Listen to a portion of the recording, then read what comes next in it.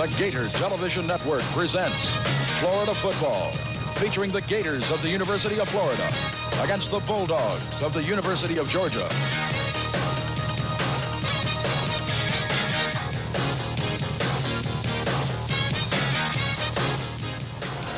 Over 80,000 fans are in Jacksonville's Gator Bowl Stadium today for the renewal of one of college football's great rivalries, the Florida-Georgia game. Hello, everybody. I'm Jim Gallagher with Jim Yarborough. We'll be bringing you all the action. And speaking of rivalries, you've experienced it as a player, but what about off the field? Well, Jim, my life is not at stake today as to who wins this ball game, and your life is not at stake. But I'll tell you what is at stake, and that's the quality of our life. I don't think I can leave this ball game again and have grown people bark at me in the parking lot. I brought my headache medication just in case I need it. And most of the times for the Gators in the recent past coming here to Jacksonville, it's been a sad experience. And the Bulldogs have been celebrating. But the game is going to be won or lost today, I think, as always in the Florida-Georgia game, at the line of scrimmage. And let me talk about some folks up front. For the Bulldogs, on defense, Big Henry Harris, number 52. John Brantley, number 42. Will Jones is the rover, and John Little, who was the rover at the safety position now, are tremendous for Georgia on defense. And the guys that have to control those folks up front for Florida, that offensive line, Big Jeff Zimmerman, the All-American prospect for the Gators, and David Williams, the outstanding tackle, number 73, Frank McCarthy, the center. We saw how important last week controlling that line of scrimmage was, and especially in the second half, and the Gators got that momentum. On offense, Wilbur Strozier, the offensive tackle, is an All-American candidate for Georgia. Victor Perry, Tim Stevens, Mac Burrows at offensive guard, and Todd Wheeler, the center. Last year, if you'll remember, Georgia controlled that line of scrimmage on offense, had over 270 yards rushing the football. In 1984, when the Gators won 27-0, who controlled the ball game? That Great Wall of Florida. So that now the Gator defense, okay? We got Jeff Roth at the nose guard. We got Keith Williams, Rodney Weston, Henry Brown alternating in and out of the game. Those guys are going to be responsible for who wins or loses this ball game. Now, last year, Florida came in here ranked number 1 in the nation off a big upset victory over Auburn and Heisman Trophy winner Bo Jackson. This year, a big upset victory, 18-17 last week, a thrilling game in Florida Field. Same situation. Is there a danger of Florida going a little flat today? Yes, you know, statistics say that when the Gators beat Auburn, they have less of a chance of winning this football game the next week against Georgia. But I find that hard to believe. I know you and I had a little bit more of a bounce in our step and a smile on our face after beating the War Eagles, and we just watched the game. The Gator players that were out there and made that victory possible, they've got to be excited about coming in here off that tremendous victory, that tremendous fourth quarter, and facing the Georgia Bulldogs today. So I think the Gators have a 50-50 chance in this ball game. Well, they have a lot of intense rivalries, and this is one of their big ones. Georgia. We'll be back with the Florida-Georgia game right after these messages. Florida football is brought to you by Armstrong Carpets, Blue Cross and Blue Shield of Florida, the Florida Orange Growers. Also by Dairy Farmers Incorporated, Florida's milk producers. By First Union Bank of Florida, your Florida and South Georgia Ford dealers. Gatorade Thirst Quencher. Likes Meats. By Merrill Lynch. Scotty's. And by Sonny's Real Pit Barbecue.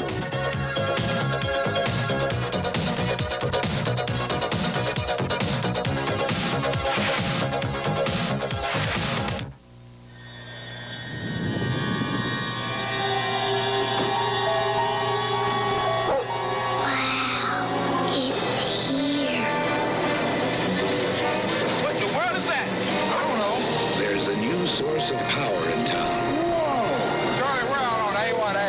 You don't believe this. A new power in banking. First Union National Bank. Let the power be with you. Just thinking about the chicken plate from Sonny's Real Pit Barbecue makes my mouth water. I'm talking about plump, tender chicken with Sonny's great barbecue goodness cooked right through and served up with Sonny's special coleslaw, fries, and garlic bread. Oh, now that's good eating at Sonny's near you. Everybody loves to eat at Sonny's, but Sonny's makes it all taste right.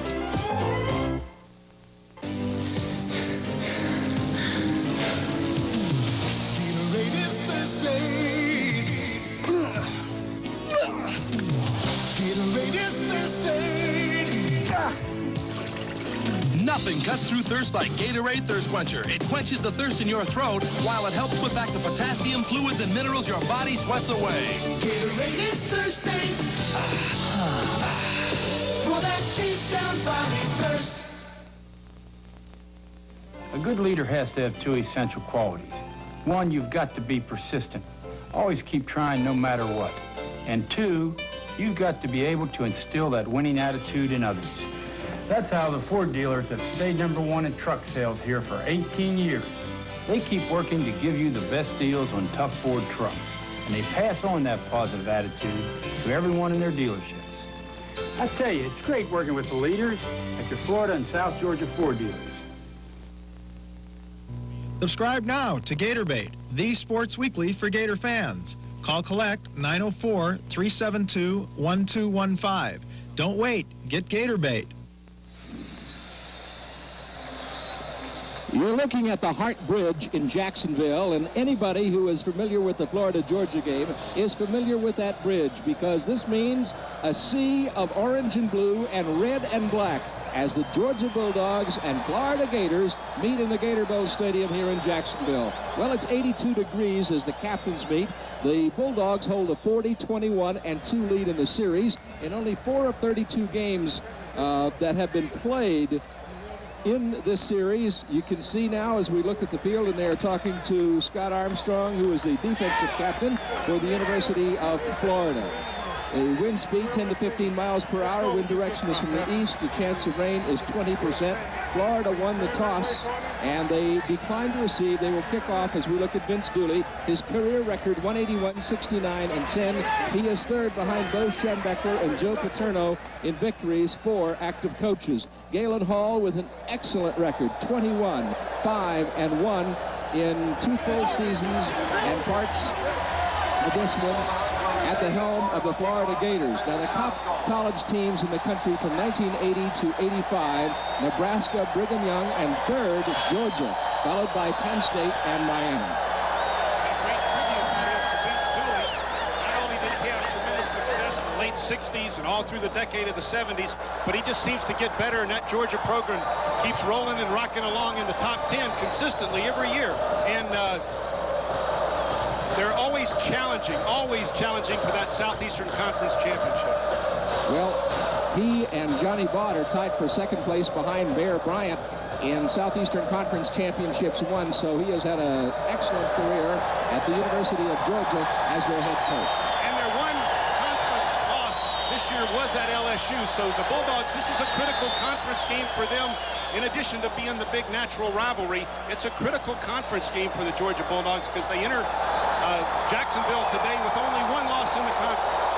Well, it is a beautiful, beautiful day, and there are just over 80,000 fans on hand for this game today in Jacksonville's Gator Bowl Stadium.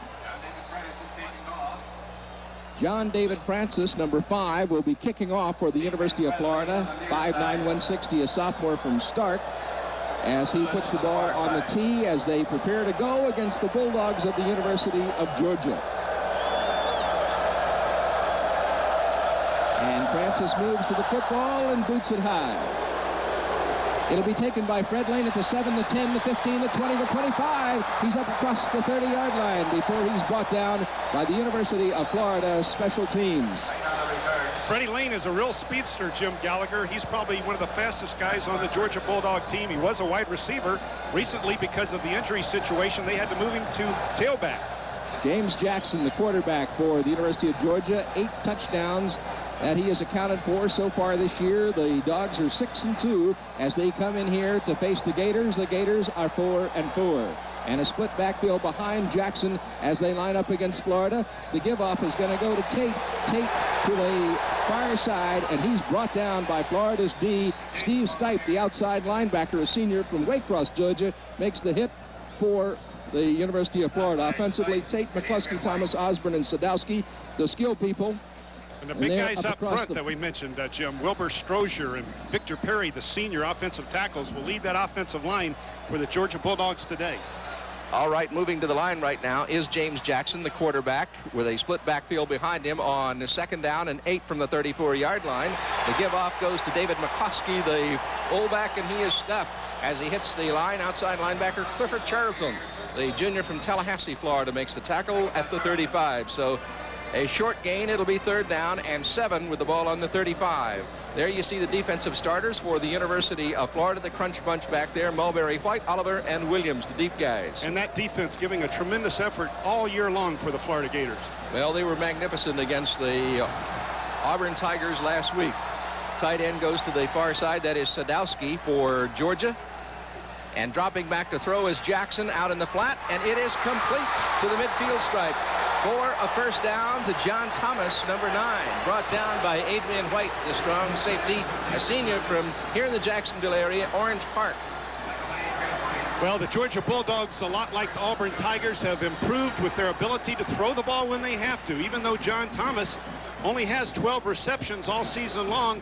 Mainly it's because they don't throw to him that often. They're so successfully running the football, but there they had to do it, and they got it done. 1st and 10 at the 48-yard line for the Bulldogs of Georgia. Receivers left and right as Jackson rolls to the left side, hangs onto the football, and turns upfield into Florida territory.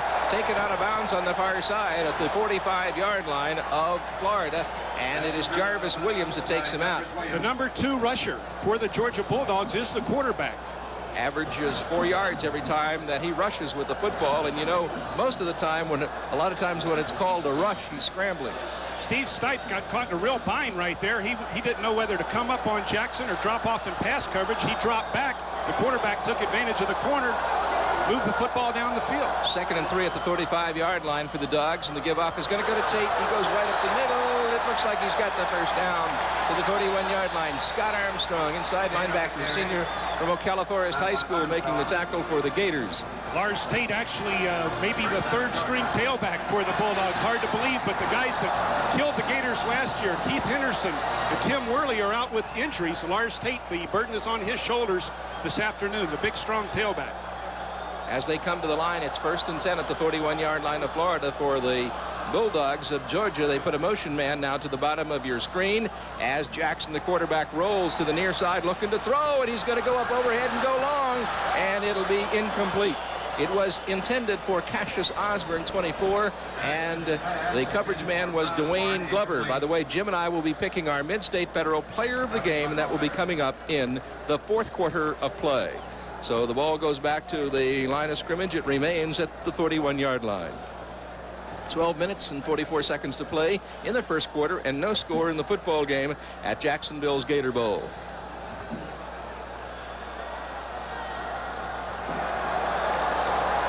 Now the center wheeler is up over the football. Jackson, quarterback, Sadowski, 87, the tight end.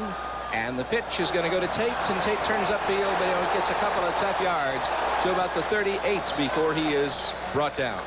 Scott Armstrong, inside linebacker that had such a big game last week against Auburn, made the hit on the inside. That tailback is so dangerous when he has the powerful offensive line, gets some momentum up front, gives him the ability to continue down the field or make the cutback. He can go outside or make the cutback. Right there wasn't the cutback potential because there was a lot of Gators ready to make contact near the line of scrimmage. 3rd down and 7 at the 38-yard line now as Jackson looks at the Florida defense. Florida throwing up the 4-man front, and the give-off is going to go to Tate. Tate to the outside and gets to the 32-yard line. He's going to be short of the 1st down. Brought down by Scott Armstrong and Adrian White for the Gators. Well, the tailback's the bread and butter. Off tackle or pitch the ball to him and let him do his work. Lars Tate, big and strong at 209 pounds. He's a 6'2 junior. He's averaging over 5.5 yards per carry. Well, now they've got a decision to make. It's 4th down and a yard, and the ball is on the 32-yard line. So do they go for the field goal? Do they go for it or what? We'll know when we come back. But first, these messages.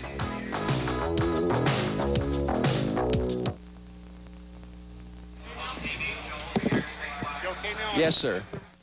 Now, at the Money Store, America's largest independent home mortgage company, you can get a fixed-rate second mortgage loan as low as today's published prime rate of 7.5%. That's right, 7.5% fixed rate. Higher ratios and longer terms with low monthly payments are also available up to 15 years. Qualified homeowners get instant approval. Call the Money Store toll-free. Dial 1-800-221-9000 today. Tomorrow, Bing Crosby and Grace Kelly star in one of Hollywood's top musical classics. Like Barbara, don't dig that kind of crooning, chum. Making love is quite an art. Frank Sinatra co-stars High Society tomorrow night at 8 on Your 44, where we're bringing home the movies. Give off goes to Tate, and Tate is stacked up. Let's see if he got it. Keith Williams, the first guy to greet him, big senior from Milton, Florida. Well, he might have got it, but it wasn't obvious. There was some a lot of collisions at that line of scrimmage right there. Very close, but I think he did edge across the half yard that he needed. 11 minutes, 29 seconds to play in the first quarter, and no score in the game. Let's talk about that Georgia running game. They're averaging 120 yards per game more than the Florida Gators are running the football. Georgia just an awesome running game, but what's new? They have that kind of running game every season.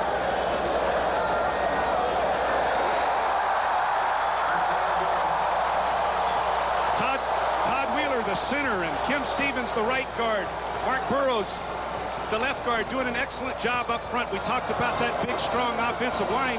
That's the same offensive line that moved the Gators off the line of scrimmage last year, with the exception of the center. Todd Wheeler's the only new starter from last season up front on offense for the Bulldogs. They get the first down. The ball remains at the 31-yard line, and the pitch is going to go to Tate. And Tate cuts off tackle and is inside to the 22-yard line before he is hit by Lewis Oliver, the free safety, number 18, a sophomore from Belgrade.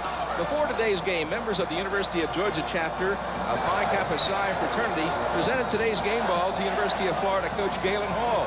The game ball was delivered by these fraternity men by bicycle from Athens leaving Thursday in order to focus attention on arthritis and the Arthritis Foundation.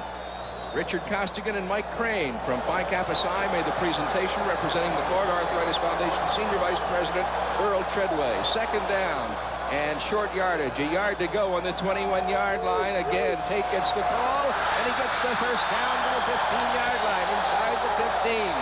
Lars Tate, 6'2", 209, a junior from Indianapolis, Indiana. Lewis Oliver and Rondi Weston, two guys from Belgrade, Florida, combined to make the tackle. Lars Tate with 32 yards already here in the first drive. Now, the Gators did win the toss, but they waived the decision to the second half. They wanted Georgia to have the football. Georgia's got it and is taking advantage of the situation right now. And now Fred Lane, number 4, is in at the tailback position in place of Tate. And Jackson rolls. He's thinking. He's got Sadowski still on his feet and fighting to the 2-yard line. Troy Sadowski, a sophomore from Chamblee, Georgia, makes the catch and gets to the 2. Scott Armstrong and Lewis Oliver combined. That's going to give them a first down, and they're knocking on Florida's door. A lot of pressure on those linebackers. They have to come up and stop the run, stop the run, stop the run. Then what happens? They give a little play action, sneak the tight end just behind him, and Sadowski makes the catch. The tight end, so valuable in possession football. You got to be able to drop that ball to your tight end or your fullback on occasion. And Georgia doing it with great success on the last play. Georgia's got 2 big backs in now. They've got Kevin Jackson and David McCluskey in. And there was a face mask call against Florida, and that is going to move the football to the 1. So it'll be first down and goal on the 1-yard line for Georgia. They go with a power eye, and then they put a man in motion, and the pitch is going to go to Tate, and he goes into the end zone, and Georgia has scored to jump out on Florida by a score of 6-0. Well, no doubt about who controlled the football, who controlled the line of scrimmage on that drive. Lars Tate simply walks into the end zone. Just a brilliant drive on Georgia's first possession by the Bulldogs. Well, there was a good run back on the kick. He had 4 touchdowns against Richmond last week and has just been having some great games. He gained 626 yards last year, averaging 6 yards per carry. So what a great back. And now it is Steve Crumley who will attempt the extra point. The hold will come from Chris Carpenter. There's the snap, and the ball is in the air, splits the uprights, and that's got it. And so Georgia leads 7-0, and we'll be right back in the Gator Bowl. Close now, take a lesson.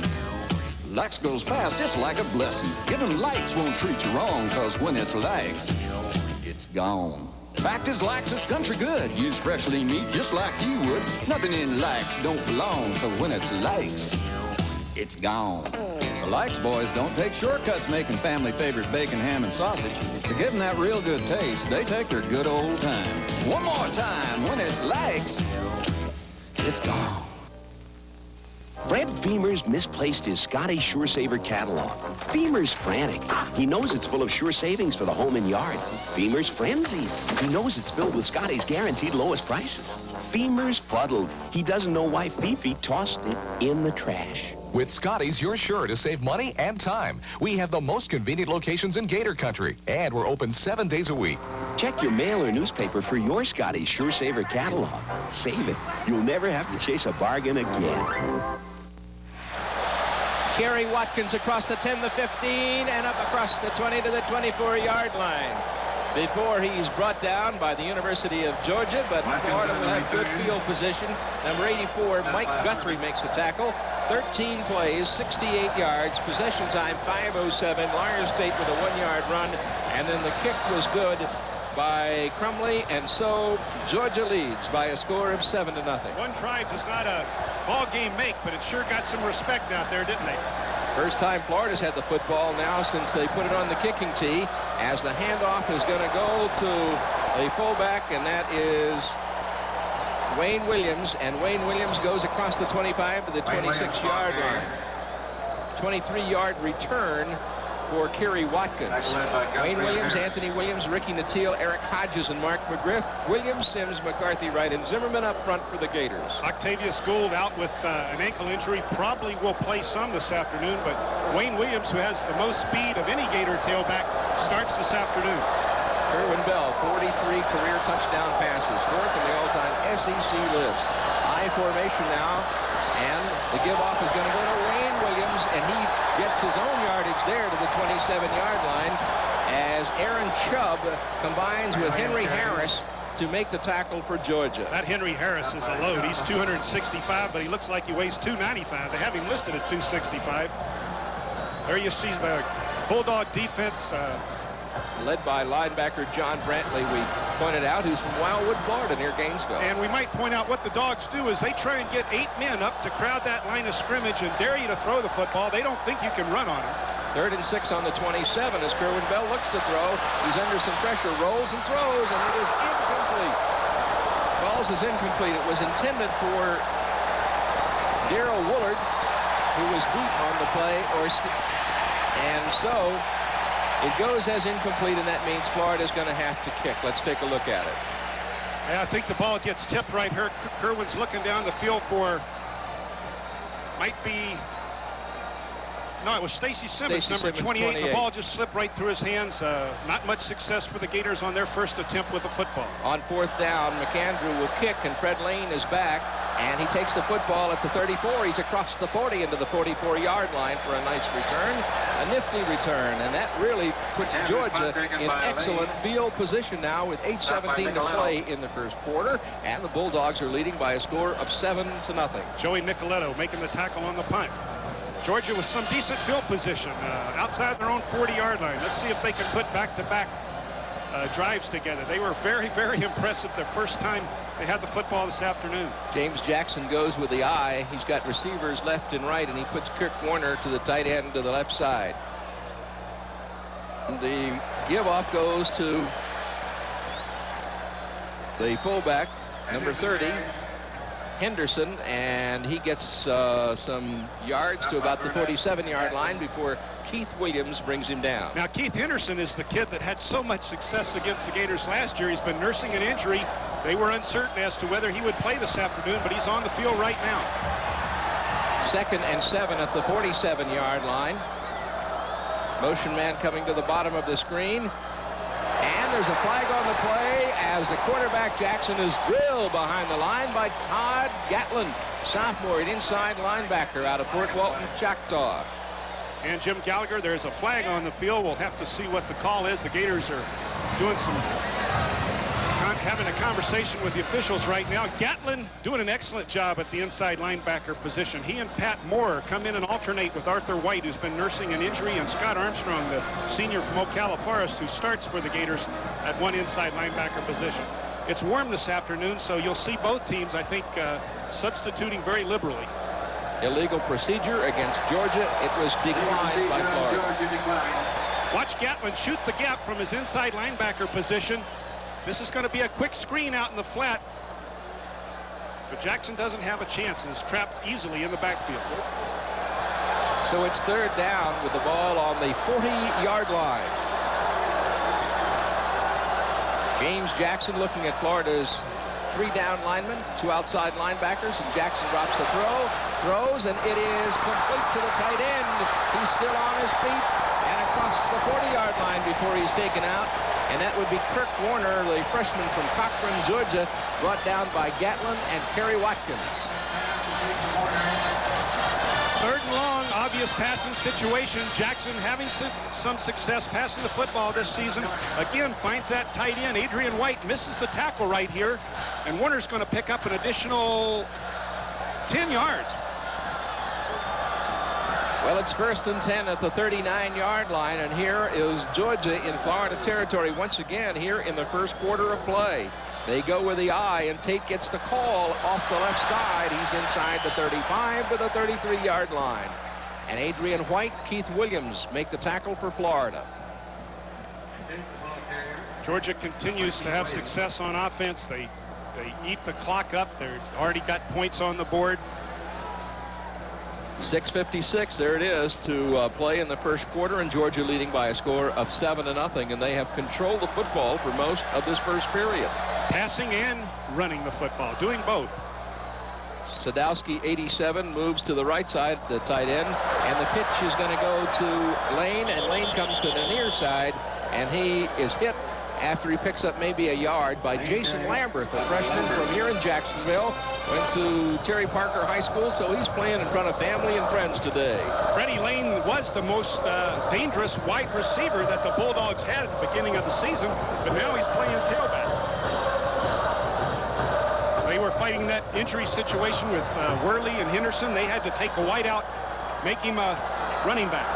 Tate and Henderson both in the ball game now in backfield positions as Jackson on 3rd down and 2 at the 31-yard line hangs on to it himself, and he might have the first down. We'll see when they umpire where they spot it down whether or not he got the first down. Oliver and Gatlin combining for Florida. Again, we need to mention that James Jackson is the number 2 rusher for the Georgia Bulldogs. The Gators jumped all over the fullback right there when Jackson faked the handoff, and then he simply moved outside and picked up the first down. At the 27-yard line. 5:45 to play in the first period. The eye, and McCluskey is the up back in the eye. Motion man to the top of the screen would be Osborne. And it is Tate. Tate inside the 10-yard line to the 9. Lars Tate. From the Speed City, shows some foot speed from Indianapolis, Indiana, and he gets right down there. It's a trap action. Kim Stevens, the guard, makes a great trap, and Scott Armstrong has his tackle attempt broken right there. Lewis Oliver misses the tackle. Lars Tate moves the football inside the 10. So it's first down and goal for the Bulldogs inside Florida's 10, and they are threatening again here in the first period of play. Jackson gives off to Tate. Tate on the counter, hit at the line. Maybe got a yard to the 8. Keith Williams and Henry Brown combining for Florida. And on the hit. excuse me, Jim, anytime you get inside the 10-yard line, it's more difficult for an offense because that defense contracts closer to the football. It's harder to run with some success, but with Jackson's ability to roll out, to keep the football, to dump it to a tight end or give it to one of the talented tailbacks, Georgia is a tremendous threat to score. 2nd and goal at the 8-yard line. Motion man to the top of the screen, and the pitch is going to go to Tate, and Tate is brought down again as he hits the line. Georgia using 2 tight ends. Steve Stipe making the tackle. He is a senior. I think we pointed out earlier, he is a Georgian from Waycross. 4:17 left to play first period, and Georgia up 7-0 on Florida, threatening again. So much pressure on those linebackers. They've got to stay up and respect that run. They have to stop that run, but then what does Georgia do, or what might they do? Sneak the tight end out, sneak the fullback, dump the ball off to him. Osborne, 24 in the slot to the left, is split backfield behind Jackson. Jackson rolling left side, looking end zone, throws for the end zone, and it is too high. Good coverage on the play by the University of Florida's Jarvis Williams, but Clifford Charlton was putting the pressure on. John Thomas, the flanker, was trying to get to the corner, but Jarvis Williams had none of it. Excellent coverage by Jarvis. He's the unofficial captain of that crunch bunch in the secondary. That's a big moral victory for the Gators right there. Georgia was stuffing it down their throat, but they're going to have to settle for 3 if they can get that. A moral victory for that Gator defense. The kick will come from the 14, so it's a 24-yard attempt by Crumley. He moves to it and boots it, and it is good. And so Georgia has pulled out to a 10-0 lead with 3:45 to play in the first period. We'll be right back.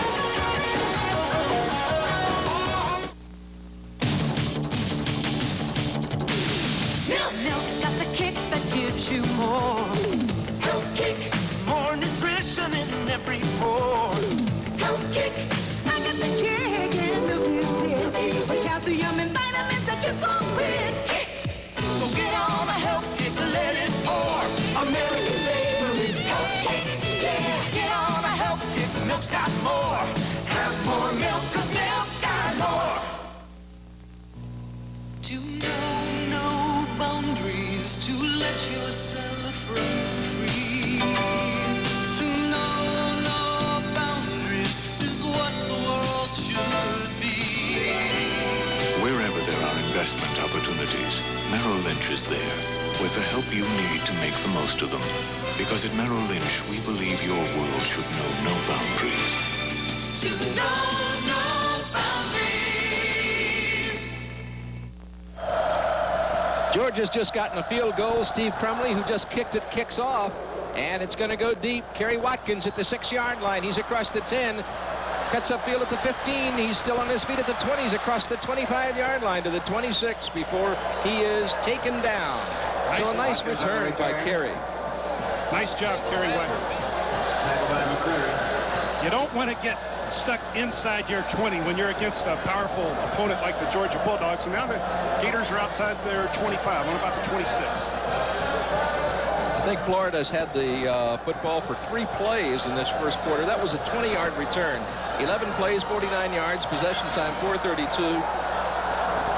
Crumley's 24-yard field goal does the job. 1st and 10 at the 26-yard line as Kerwin Bell drops the throw on first down, looks out wide, and it is complete to the 40-yard line to Eric Hodges. Hodges takes the football down, the senior walk-on from Philadelphia at 6'1", 192. Looks like he's hurt. The kids on the team call him Philly because he's from Philadelphia. Nice protection up front. Kerwin able to deliver the ball on the sideline route. Greg Williams making the hit. Looks like the kid they call Philly, Eric Hodges, is injured. You Gator fans who are planning to travel to Tallahassee for the FSU game in 3 weeks plan to be there a night early to see the Gator basketball team open its season against Florida State Seminoles. That game is Friday evening at 7:30 in the Leon County Civic Center. And on November 17th, the Gators play their annual exhibition game against Athletes in Action at 7:30 in the O'Connell Center. You can call the Gator ticket office toll-free at 1-800-342-7851 for more information as Eric Hodges comes across the field. After making a 14-yard reception right there, Gators can't afford to lose Eric Hodges. Ricky Mulberry is also nursing a shoulder injury. Might not see that much action this afternoon. A real real challenge for that offense right now to keep the football, move down the field, and possibly get some points. Georgia's proven they can do that. Bell at the quarterback spot on 1st and 10 now at the 39-yard line. I formation behind Kerwin. Tony Lomack, the motion man, 37. The give off is going to go to Wayne Williams, and Wayne Williams gets to the 42-yard line. Steve Boswell, the weak side linebacker, and Aaron Chubb, the right defensive end, bring him down. Now Anthony Williams checks out of the football game for the Florida Gators, and checking in is Dwayne Ferguson. 2nd down, 7 at the 42, a slot offense. The slot would be to the left side, and Darrell Woolard, 21, a freshman from Gainesville, is the slot back. The pitch is going to go to Wayne Williams. He cuts upfield to the 42-yard line before he's brought down. 5'11", 190, a sophomore from Titusville, Florida. Larry Brown fighting off the block. Wayne Williams had some ability to cut back right there, but he was a little anxious. And Larry Brown made the hit, but there was the potential for the cutback right there. So Florida's got 3rd down, 6 at the 43-yard line as Vince Dooley looks on. And Gators go slot to the right side. Kerwin Bell to throw, and he does, and it is complete to the midfield stripe to Ricky Nattiel, who played with a separated shoulder in the second half last week and made a great catch for the Gators. Watch Dwayne Ferguson pick up the blitz right here. You don't see it at the top of your screen. That's why Kerwin has no one near him, has plenty of time to deliver the football. The offensive line did their job, and young Dwayne Ferguson, the fullback, stepped right up there and picked up the blitz. Nice to see Nattiel out there catching a football. He has definitely got a problem with his shoulder. 1st and 10 now at the 49-yard line of Georgia for the Florida Gators with the I formation as Kerwin Bell looks to throw and does, and it is complete to the 41-yard line to Mark McGriff, the sophomore tight end from Gainesville. Went to Gainesville High School, very close to the university. We might mention Nattiel has just passed Chris Collinsworth and gone into 3rd place in career yardage receiving for the University of Florida. Well, what works for the goose will work for the gander. We saw the Georgia Bulldogs use the tight end successfully. Here come the Gators hitting Mark McGriff. You got to have that tight end available to you in your passing game, especially when you're playing a powerful opponent, a powerful defense like the Georgia Bulldogs. You have to have a number of options to go to. 2nd and 2 as Anthony Williams goes straight up the middle and goes to the 29-yard line. The junior out of Tampa Plant High School making a fine carry for the Gators and surprising the Bulldogs. Well, up front, watch the guards. Charlie Wright, Bob Sims, Frank McCarthy. When you give the ball to the fullback, you know you're whipping some people right at the point of attack. He's in the secondary quickly.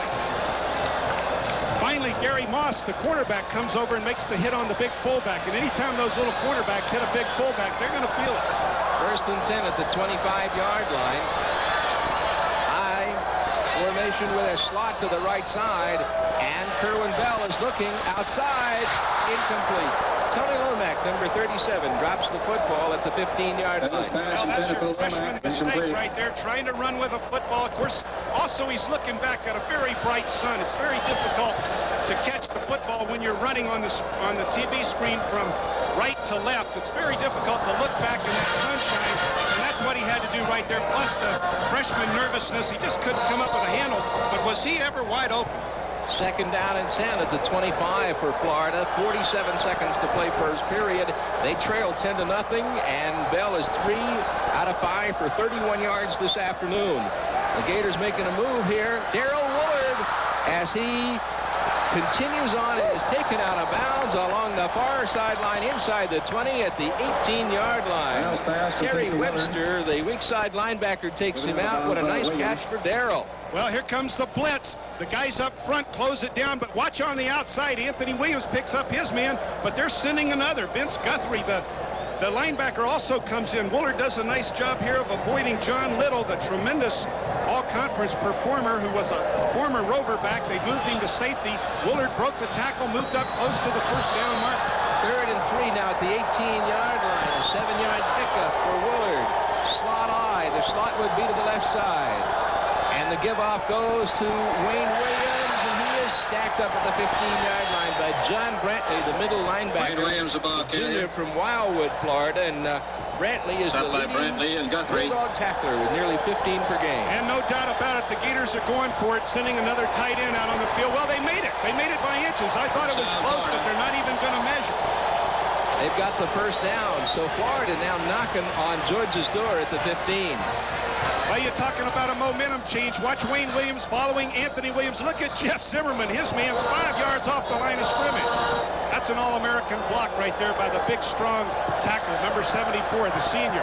Hodges has checked back in. He will go slot to the left side. They'll go with the pro set behind Kerwin Bell. Bell gives off to Anthony Williams on the counter. He's inside the 10-yard line to the 7. Anthony Williams, the ball carrier. Anthony Williams, a nice carry again.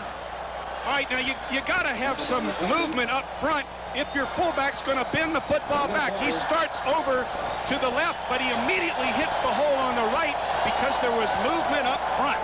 That is the end of the first quarter with the score. Georgia 10 and Florida nothing, and we'll be right back with more, but first, these messages.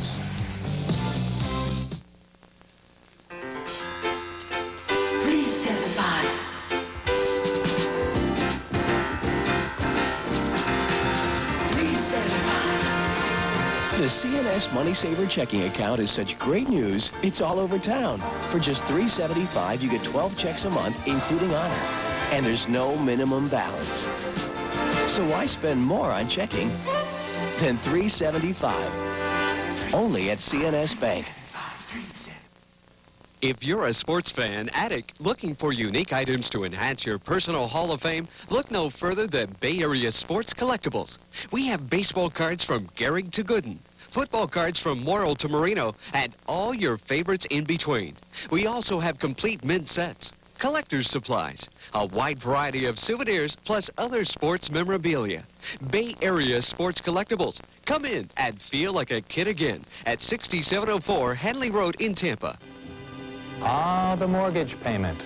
They sure can add up in a hurry. But look on the bright side. With all those payments you've been making, you've probably built up substantial equity. And that could add up to a lot of borrowing power. At TransSouth, we can help you get some of that money back out of your house and use it for anything you need, and at a rate which is lower than it's been in years. The TransSouth Homeowner Loan. After all, isn't it about time your house wrote you a check? You don't have to wait for retirement to enjoy the good life, because now the Tampa Bay area has a condominium community that's designed for people of all ages. Timberlake Estates, conveniently located in Zephyr Hills next to area shopping plazas, churches, restaurants, hospitals, and schools. At Timberlake Estates, own your own home site and relax. Forget rent increases forever. Give us a call at Timberlake Estates or stop by 11 miles north of Fletcher Avenue on Morris Bridge Road in Zephyr Hills. First and goal for Florida's Gators at the 7-yard line, or second at the 7-yard line. And here is Kerwin Bell. Split backfield behind Bell. And he gives off to Anthony Williams, who's stuffed. Maybe got a yard on the play. Anthony Williams, the ball carrier. Georgia waiting for him. Larry Brown, the junior from Decatur, Georgia, makes the hit. If the Gators want to, they're in 4-down territory. Right now, let's set the chains. It looks like after that play here early in the second quarter, it's 3rd and a foot, 3rd and a yard. The Gators can make the first down. Here they come at the 6-yard line.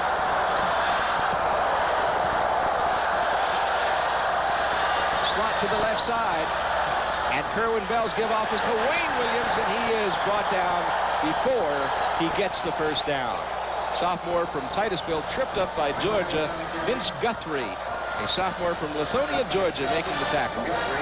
Galen Hall sending in the extra tight end again. No, he's not. They're going with a field goal. Well, you need 13 points anyway.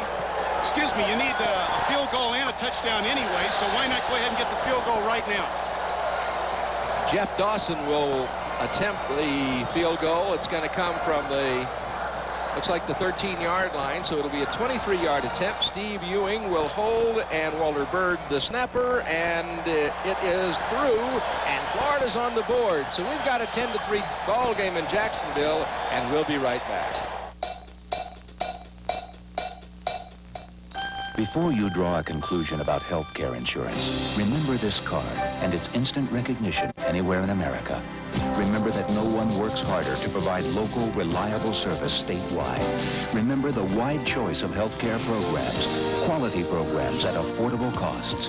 Finding answers to health care costs is what we've done for over 40 years, longer than anyone else. When you remember that, there's only one conclusion to draw: Blue Cross and Blue Shield of Florida. Gator fans, are you tired of searching through your sports section for scraps of information about your team? I'm David Sturck, publisher of Gator Bait, Florida's only sports weekly devoted to Gator coverage. It's all here: game recaps, player features, and extensive recruiting reports. 38 big issues for just $30. Subscribe now and I'll send you a free copy of the Florida Football Yearbook. Call me collect at 904-372-1215 to order your subscription. Don't wait. Get Gator Bait. John David Francis, number 5, will be kicking for the University of Florida. They have just put a field goal on the board. It's a 10-3 ball game, and he hits it deep. It is going to go to Fred Lane, number 4. Fred Lane takes it on the 2. He's at the 5, the 10, the 15. He's across the 20 and taken out of bounds in front of the Georgia bench at about the 27-yard line.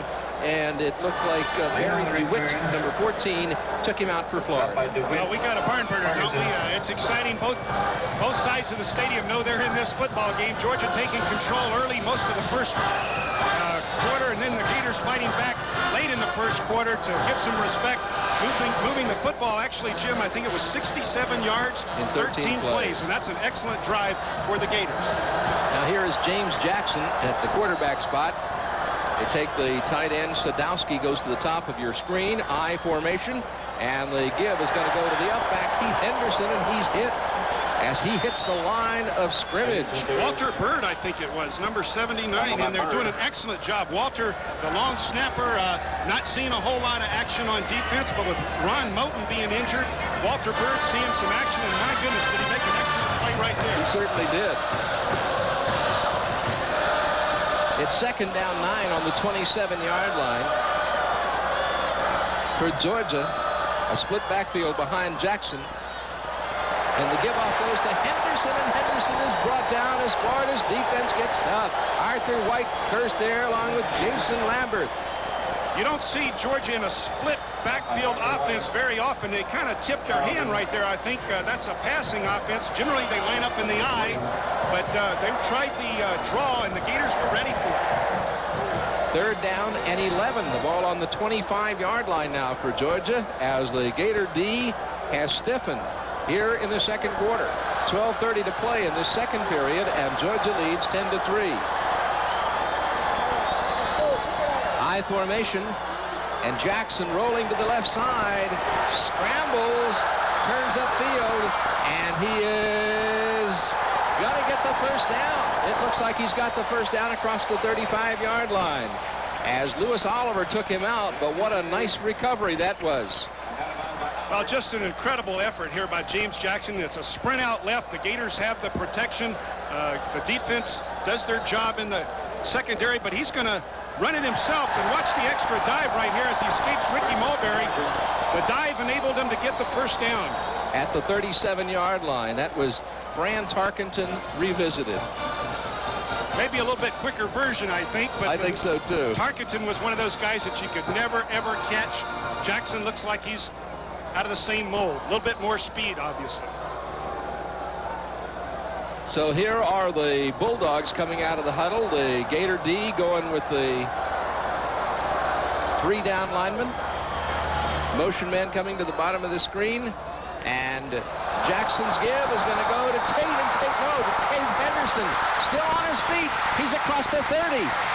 The 20, finally taken down inside the 15-yard line at the 13. Keith Henderson, who had some great runs against Florida last year, comes up with another great one today. Adrian Hoyt, the strong safety from this area from Orange Park, makes the tackle for Florida, saving the touchdown. Mac Burrows throws the trap. Wilbur Strozier, the right tackle, with a big block, and then it's all Keith Henderson, a young man that supposedly wasn't going to play that much this afternoon. You see a broken tackle right there, but look at Adrian White hustling with his excellent speed, going to run Henderson, who's nursing a bad leg, down from behind. Big play by Adrian White.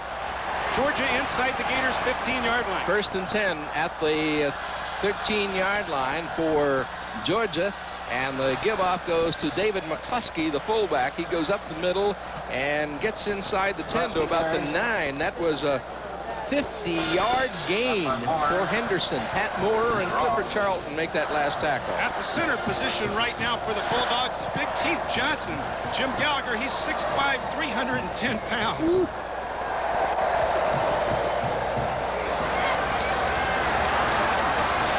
Bet his mom was glad to see him go off to college so she didn't have to feed him for a while.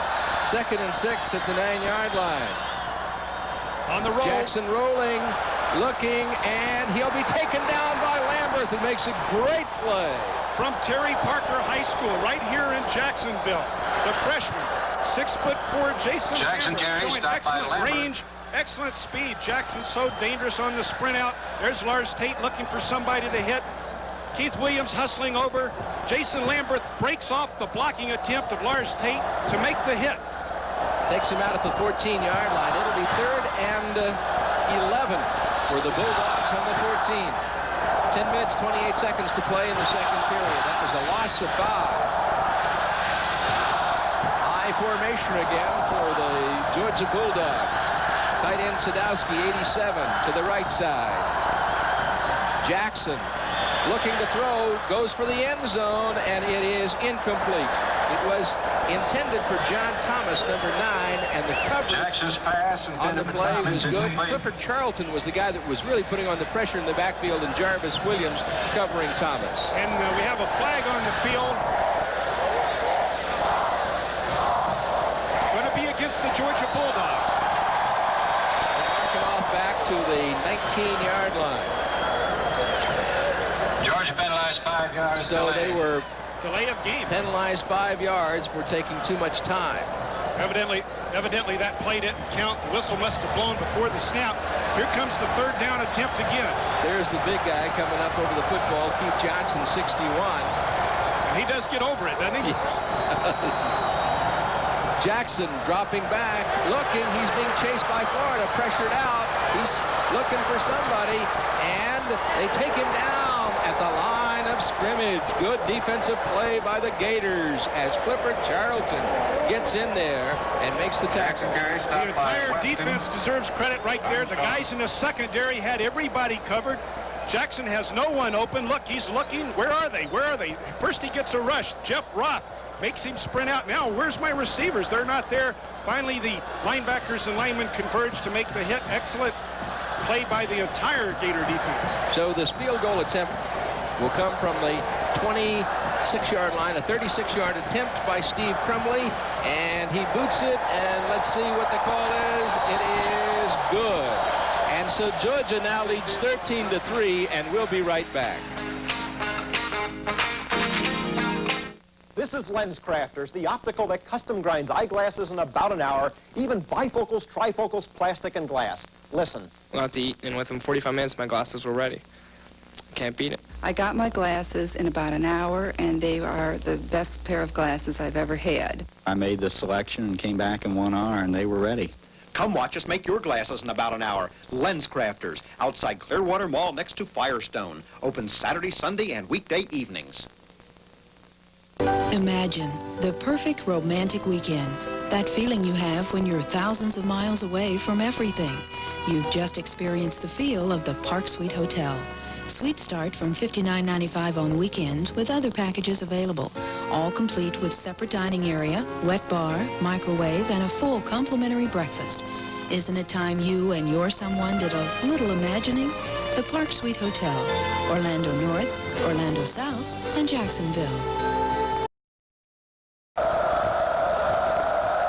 Steve Crumley boots it off for the University of Georgia. It's going to come out of bounds on the Gator side at about the 18-yard line. Well, if he'd been playing golf, that would have been a duck hook. Out of bounds. The winning attitude starts with individual performance combined with a strong team morale. Mid-State Federal Savings and Loan admires this spirit and is proud to be the exclusive sponsor of the Most Valuable Player of the Game Award, which will be announced at the conclusion of today's game. Mid-State Federal is Florida's full-service financial center. Well, there's an ancient instrument right there, the straight-ahead kicker. He's got his toe tied back with a shoestring. Looks like he's out of the decade of the 50s instead of the decade of the 80s. Of course, he's wearing white shoes, and that tips it off, I think, that it's in the 80s. But nonetheless, a straight-ahead kicker. Very rarely seen in college football today. 8 plays, 55 yards, possession time 4:32. Steve Crumley's 35-yard field goal does the job for Georgia. They lead Florida 13-3, 9 minutes and 10 seconds to play in the second period. Seeing that foot reminds me of Wayne Shadetree Barfield. Lives in Gainesville, Florida right now. Kicked the winning field goal to beat Georgia 17-16 in 1967. A straight-ahead kicker. As I say, they're rarely seen these days. Guess the last one I can, maybe Mark Mosley for the Redskins was the last one I can think of. And of course, the most famous practitioner of the art was George Blanda. Lou the Toad Groza. How about that? There you go. From the 30-yard line now, Georgia will kick off, and they go deep. And it will be Kerry Watkins. He'll take it on the 5. He's across the 10. He's at the 15-yard line. He's upfield at the 20-yard line. Turns outside. He's at the 25. Trying to turn it upfield. Taken out of bounds in front of the Georgia bench at the 31. But another nice return for the youngster from Pensacola. Well, what he shows for a freshman is a lot of patience. He doesn't get too anxious out there. And when you have that patience and natural ability both, you're going to make some exciting things happen when you touch the football. And Kerry Watkins, extremely exciting. 1st and 10 on the 31-yard line now for the Florida Gators, and they're in Georgia territory. Georgia dominating offensively this afternoon thus far, 176-71. 26-yard return by Watkins, which means, of course, that Gator defense has been hanging in there all afternoon once again. Well, Georgia could have 21 points, but they only have 13. Bell's pass incomplete. It was intended for Wayne Williams coming out of the backfield, but Falls is incomplete as Florida has gone to the A&W backfield of Anthony Williams, 36, and Wayne Williams, number 23. That chemistry's just not there with Kerwin and his backs. We don't know whether Wayne Williams was running the proper route or Kerwin just couldn't get the ball to him right there, but the chemistry, the interaction between the backs and the quarterback is just not there. 8:55 to play in the second quarter. 2nd and 10 at the 31 as Kerwin looks to throw and goes long, and it is incomplete. Almost picked off by Georgia. Stacy Simmons at the wide receiver spot was the intended receiver, almost picked up on the bounce by Georgia. John Little, the safety, a senior from Lynn Haven, Florida, made the play. Kerwin's going to bootleg out. His guard, Bob Sims, is in front of him. Bob Sims almost gets too much depth. Kerwin makes the step. The ball's tipped away by the Rover back. John Little, and he is the second leading tackler on the Georgia squad. He also, like Brantley, is from Florida. Kerwin Bell on 3rd and 10 at the 31 throws, and it is picked off by Georgia at the 35-yard line. Nice interception by Miles Smith, number 2, a junior from Roswell, Georgia. Intended for Darrell Woolard. And so the Georgia Bulldogs really get a break here in the second quarter. Kerwin just doesn't get the zip on the ball that he hoped to right here, and Miles Smith simply steps in front of the wide receiver to make the interception. Excellent field position for Georgia on the turnover now on inside the Gators' 35-yard line, just about the 34.5. And he was playing at the nickel back. He was the 5th back on the defense on that last play. We'll be right back after this.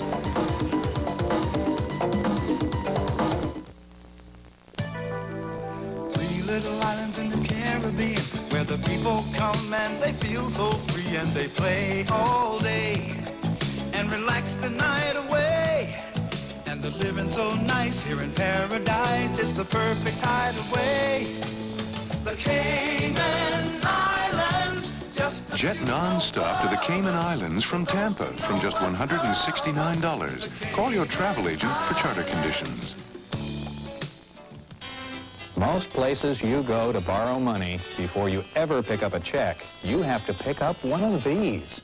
Then you have to fill out the same piece of paper you filled out the last time you needed a loan. No wonder more people are picking up on TransLine instead. It's the line of credit from TransSouth you can use whenever you want. But no matter how many times you use it, you only apply for it once. Then if you ever need money, all you have to pick up is this. Transline from TransSouth. Shows here every Wednesday during football season. First and 10 at the 35-yard line for the Bulldogs of Georgia after that interception. James Jackson at quarterback with the I formation. Florida's D digs in once again using 4 down linemen, and the give-off goes to Lars Tate off the left side. He carries it to maybe the 32-yard line or 33 before he's brought down by Pat Moore, the freshman from Pensacola, Florida, went to Escambia High School. Moore in for the Gators at that inside linebacker position. They're alternating with Scott Armstrong and Arthur White all afternoon. James Jackson, such a threat, running the football and having success this season passing the football. 2nd and 7 at the 32. As Jackson rolls, throws out in the flat, and it is incomplete. It was intended. It looked like for Keith Henderson coming out of the backfield. Keith Williams was the pressure man, coverage man for the University of Florida, fighting Gator defense. Jackson bootlegs the football out to his right. Keith Henderson wide open. The ball just wasn't there for him. 3rd down, 7 at the 32. 8:06 to play in the first half. Georgia leading Florida 13-3. Lars Tate now with 62 yards rushing the football. I formation and a receiver split to the top of the screen.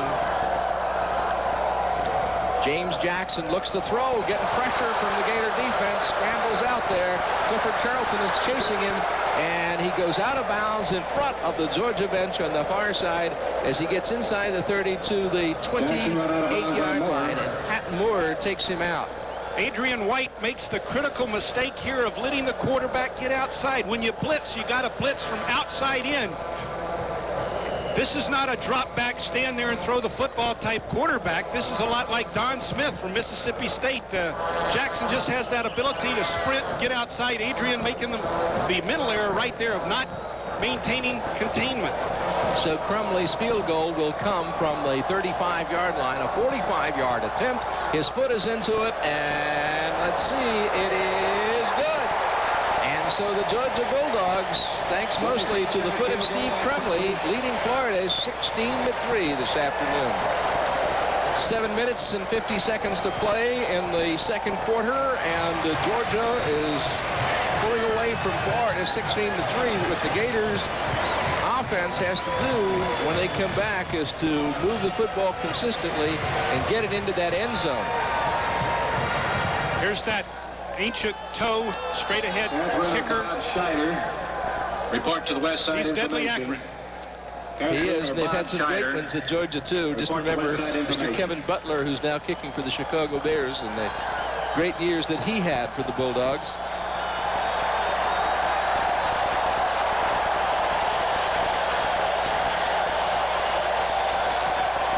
So the Georgia Bulldogs will be kicking off, and Crumley will be booting away. Well, this game, plenty of time left in the second quarter, 7 minutes and 50 seconds. Very important for that Gator offense to get back out there and control the football and answer the challenge of the Georgia Bulldogs and put points on the board, help the Gator defense out a little bit. Steve Crumley, a sophomore, and they didn't have to go too far to recruit him. He's from Athens. Crumley to kick off, Watkins deep. We look at Kerry Watkins just a second ago as Crumley boots it high, and Watkins will take it at the 11, comes to the near side of the field. He's at the 15, turns upfield at the 20, the 25, and he's across the 30 before he is taken down by Georgia, but there's a flag on the play. Yeah, an obvious clip on the kickoff return team. The Gators clipping out there, Jim. Miles Smith makes the tackle for Georgia, along with Brett Collins. There's the scoring drive, 4 plays, 6 yards, possession time 53 seconds. Crumley's field goal does the job from 45 yards away. Gators could have had decent field position near the 30-yard line. Now they're going to be backed up because of the clip. It'll move the football back to the 18-yard line, and it was for the hold against Florida. 7:41 here as we count down the second quarter. Gators pinned near their own end zone inside the 20. And here comes Kerwin Bell. They go with a slot offense. And a split backfield. To give off to Octavius Gould. And he is hit and brought down behind the line of scrimmage. Brought down by John Brantley. The Floridian from Wildwood. John Brantley from Wildwood, Florida, the middle linebacker, makes the hit in the backfield. That play had no chance. The Bulldog defense penetrated the line of scrimmage and were in the Gator backfield. That's the kind of defense they've always played. 2nd and 11 on the 17-yard line. You're right. The names change, the numbers change, but the quality of the play never changes. I formation. Kerwin Bell out in the flat.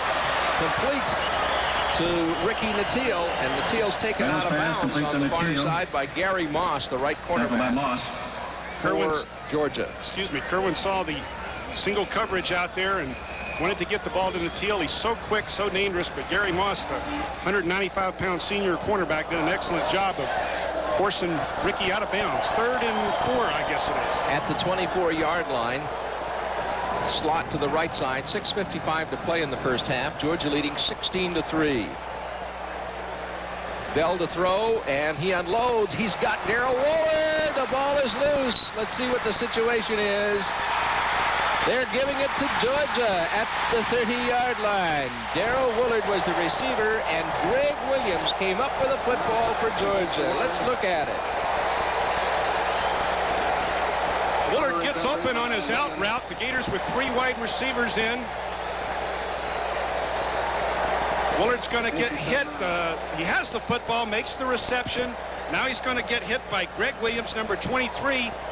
The ball is coughed up. Greg Williams continues to fight for the football, comes up with a fumble, too. After making the hit, he also gets the football. Darrell Woolard was pretty shook up. I think his bell was rung on that last play, so they have walked him off the field, and now it's 1st and 10 for Georgia at the 30-yard line of Florida. Tough situation for that Gator defense. They've been on the field a lot this afternoon. Georgia controlling the football. Now they have 2 turnovers. Here's the second. Let's see what Georgia does if they take advantage of this fumble recovery. James Jackson, the quarterback, has gone all the way for Georgia this afternoon. And Jackson bumps into his own man, brought down behind the line of scrimmage. Henry As Brown. The Gators, Pat Pinner gets in there, I think. Maybe, or Henry Brown. We'll see. Let's look at it. Watch Henry Brown at the top of your screen. Pat Pinner in the Gators alternating personnel. There's Walter Bird in pursuit. There's Henry making the hit. That play just was messed up from the word go. Breakdown on offense by the Bulldogs, and the Gators penetrating the line of scrimmage on defense. 2nd and 13 at the 33-yard line for the Bulldogs of Georgia. Slot I to the left side. The give off is to Tate, and Tate brought down right as he hits the line of scrimmage. And Jeff Roth, the nose guard from Seminole, Florida, makes the tackle. We look at kicker Jeff Dawson, number 17. Number 16 is Jamie McAndrew, the punter. And number 5 is John David Francis. So the 3 kickers for Florida standing together. 3rd and 13 at the 33. Big down coming up for Georgia. And for the Gators. The Bulldogs looking, and it is Jackson dropping. He throws, and it is incomplete. In and out of the hands of the intended receiver, John Thomas. Ricky Mulberry, the coverage man for the Gators. The ball skipped, the ball bounced, but had it been delivered properly, a big reception there for Georgia. John Thomas was open, Ricky Mulberry on the coverage, but just a shade behind him. Jackson just wasn't able to get the ball there. Ifs and buts. So that makes it 4th down and 13 on the 33 officially. Crumley's kick will come from the 40, so we are talking about a 50-yard attempt as he gets ready to move to it, and he boots it, and it is no good. And so the score stands at 16-3 with 5:20 to play in the first half, and Georgia's leading. So Crumley's kick is not good, and let's take a look at it from this angle. Well, he hit it right. Crumley gets hit, but I think he might have been blocked by number 45, Kevin Jackson. If you're blocked into the kicker, if the blocker knocks your feet out from under you, then you're not penalized. It's not your fault. It's 1st and 10 at the 33 for Florida's Gators, as Tony Lomack splits to the bottom of the screen. Their receivers left and right in a split backfield behind Kerwin Bell. His give-off is going to go to the running back, James Massey, and Massey is really swarmed under by Georgia. A lot of individual effort here by James Massey. This kid's got a great attitude, works very hard in practice, runs very hard when he gets a chance to handle that football. He gets hit near the line of scrimmage right there, but he's going to continue to fight, drive with the legs. Look at him move down the field. Number 60, Terry Webster, wasn't able to bring him down, even though he only picked up a yard or two. That was an excellent effort by James Massey. 2nd and 7 at the 36-yard line. It was a tough 3 yards, though. The give-off goes to, Kerwin Bell hangs on to it and goes straight up the middle. And Anthony Williams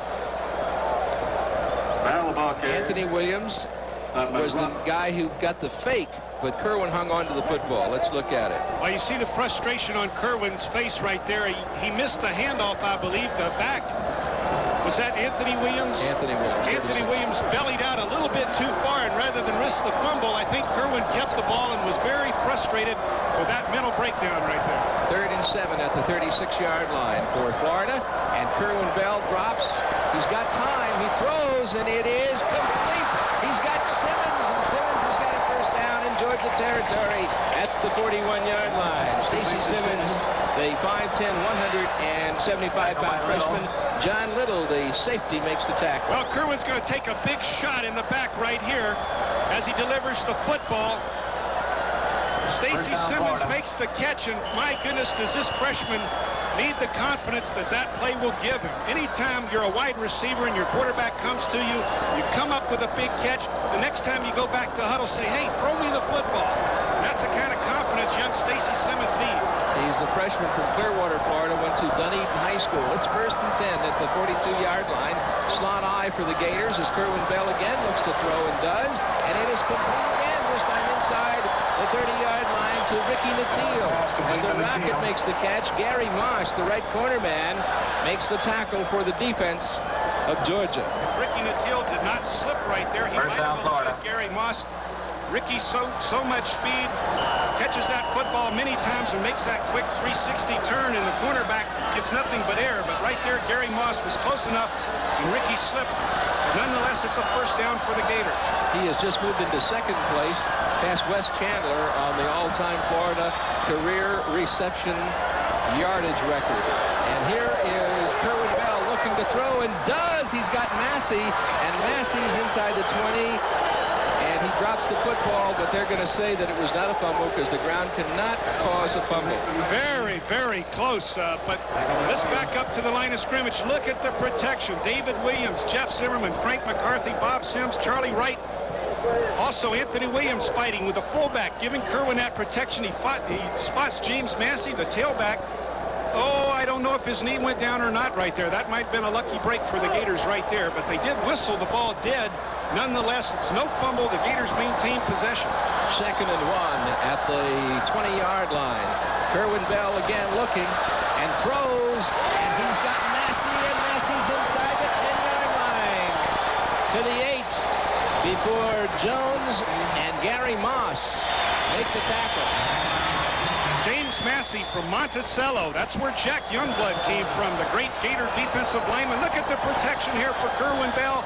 Plenty of time, hits James Massey wide open near the sideline. Watch this hit, dip the shoulder, boom.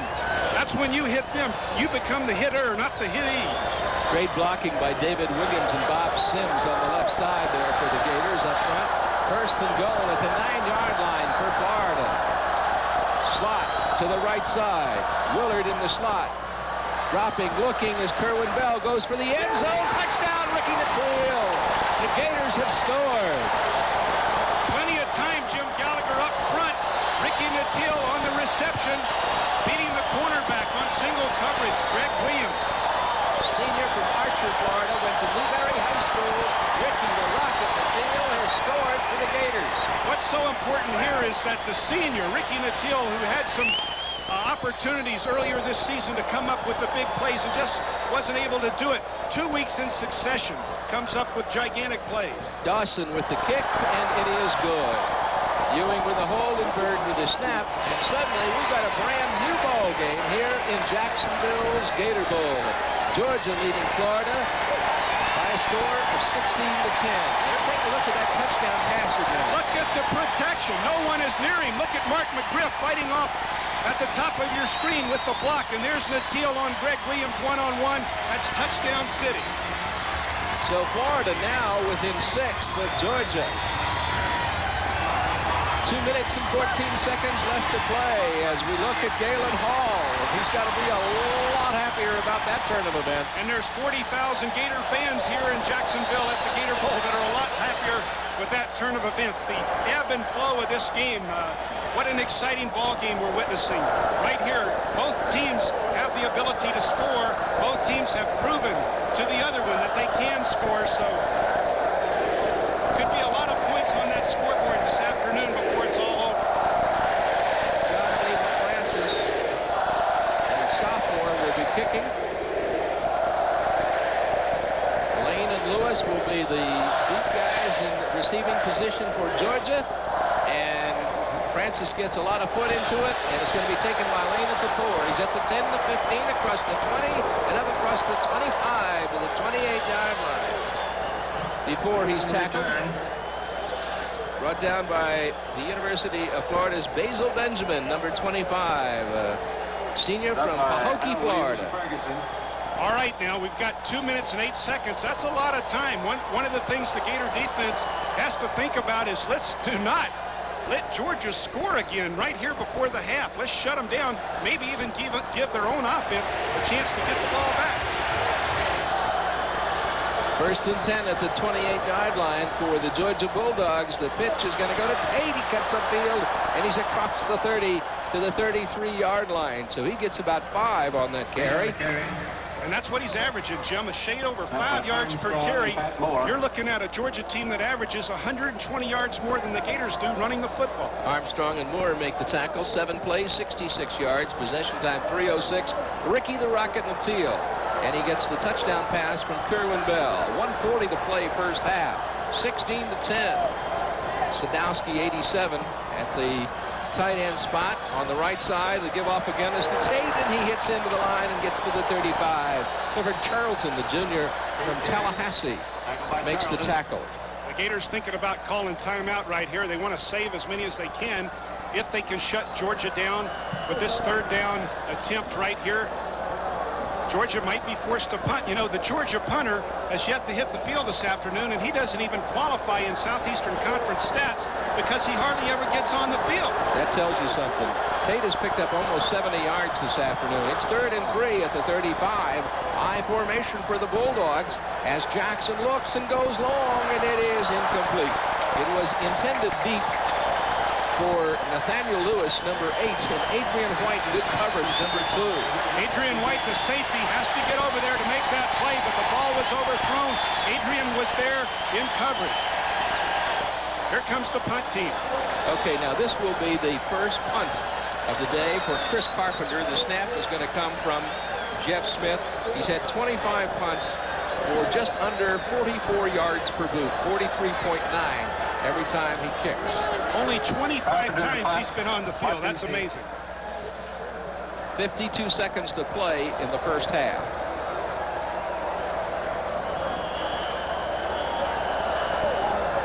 Now there's a timeout for the University of Georgia. Evidently, they didn't have the people on the field that they needed to punt that football, and they weren't going to have a mistake. They don't want the Gators to come up with a block, so they called a timeout to stop the clock. Certainly, they didn't stop the clock in an attempt to help Florida's cause, but they didn't have the number of people or the proper people on the field.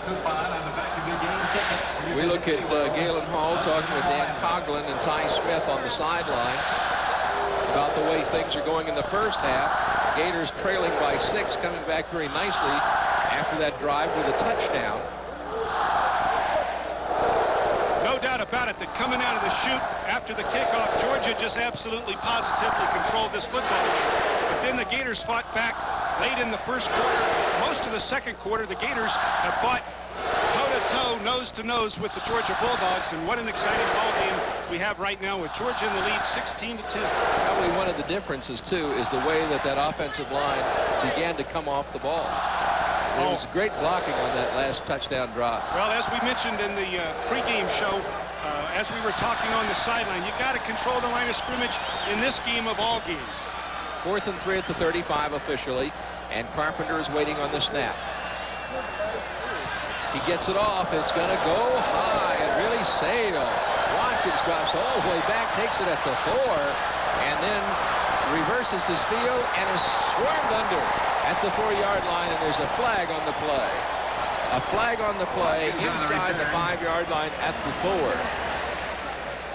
4. Or he might have just been marking the spot and didn't throw his little white bag. He might have just thrown the flag, but no, it was a flag.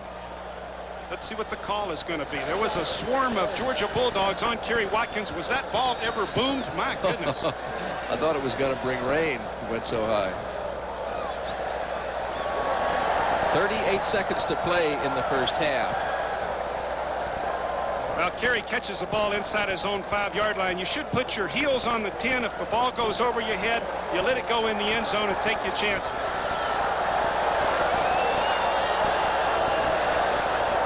Steve Loden was trying to help out Kerry Watkins right there. All right, now what the Gators got to do. Moves the ball back to about the 2-yard line. I remember, was it 84 that Kerwin dropped back and hits Ricky Nattiel sprinting down the sideline, but I doubt very seriously that they might try that kind of play. I think they're just going to be conservative and try and inch the ball out of there, hope the clock will run out, and Georgia won't get the benefit of having excellent field position with the football. 1st and 10 at the 2-yard line, 38 seconds to play. Kerwin Bell at the line, and he is at the 2.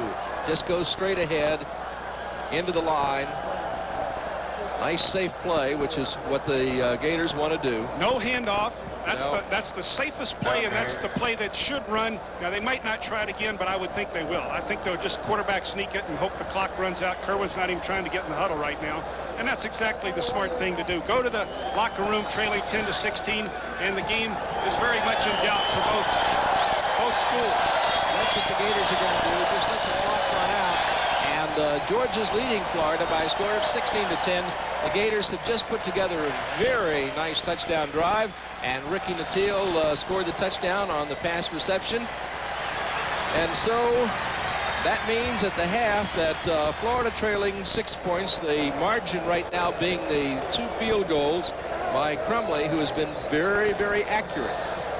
Possibly the Gators might have answered the question as to whether they can stop that powerful Georgia Bulldog running game. I don't think you can stop it consistently, but I think they can stop it enough to force Georgia to give the ball up on occasion to the Gator offense. And then with Kerwin Bell's ability to throw that football, you know that the Gators have the potential to put points on the board. It remains to be seen whether they can do that or not. But you know the Gator offense has the potential. You know Georgia has the potential. Who's to say what's going to happen? Well, I think it'll be an exciting second half, and we'll be back with the halftime festivities. But first, time out for these messages.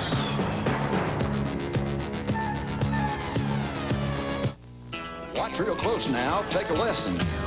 Lax goes fast, it's like a blessing. Giving Lax won't treat you wrong, cause when it's Lax, it's gone. Fact is, Lax is country good. Use freshly meat just like you would. Nothing in Lax don't belong, so when it's Lax, it's gone. The Lax boys put in a lot of time making family favorite cold cuts, but they don't put in fillers. Just more real meaty taste. One more time, when it's Lax, it's gone. Earning a perfect 10 in anything is tough. But there is one carpet that earns a perfect 10. One carpet combines luxury and beauty with durability. One carpet is guaranteed against matting and crushing for 10 full years. One carpet is a perfect 10. Anything Goes Carpet by Armstrong.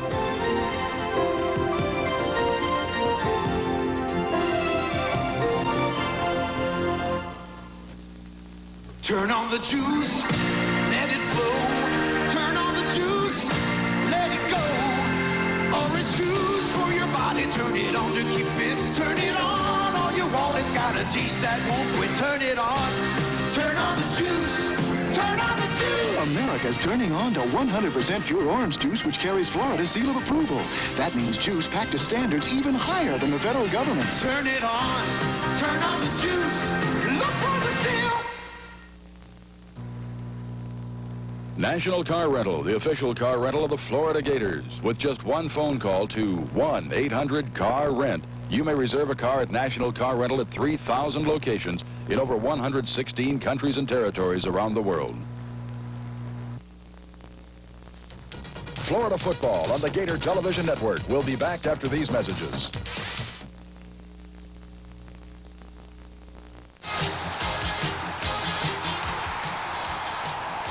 Hi, I'm Lehman Bennett.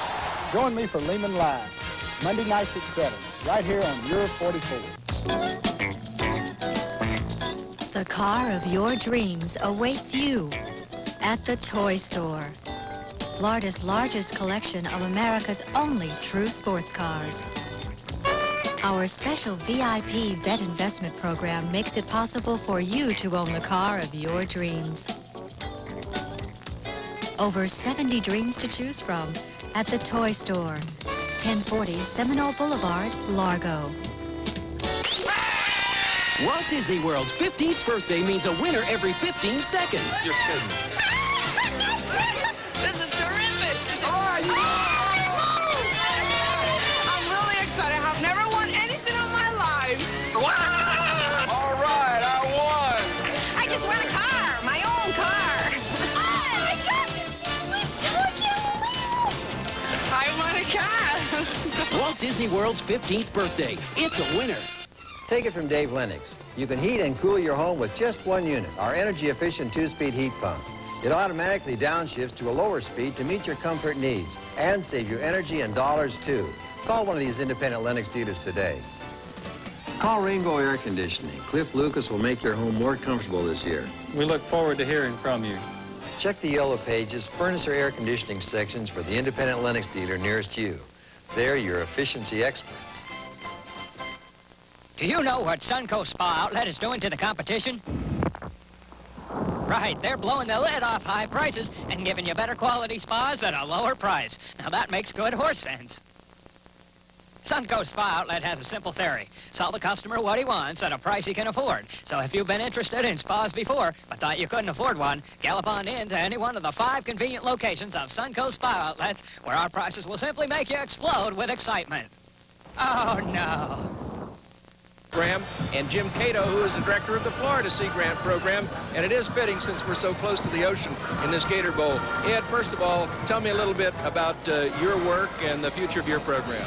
Well, the Georgia Sea Grant program is part of a national network to which the University of Florida belongs. We're both our institutions are Sea Grant colleges, and we're part of a national network which was established by Congress 20 years ago to bring together industry, universities and government in a joint effort to participate in collaborative and cooperative efforts to enhance our utilization of marine resources.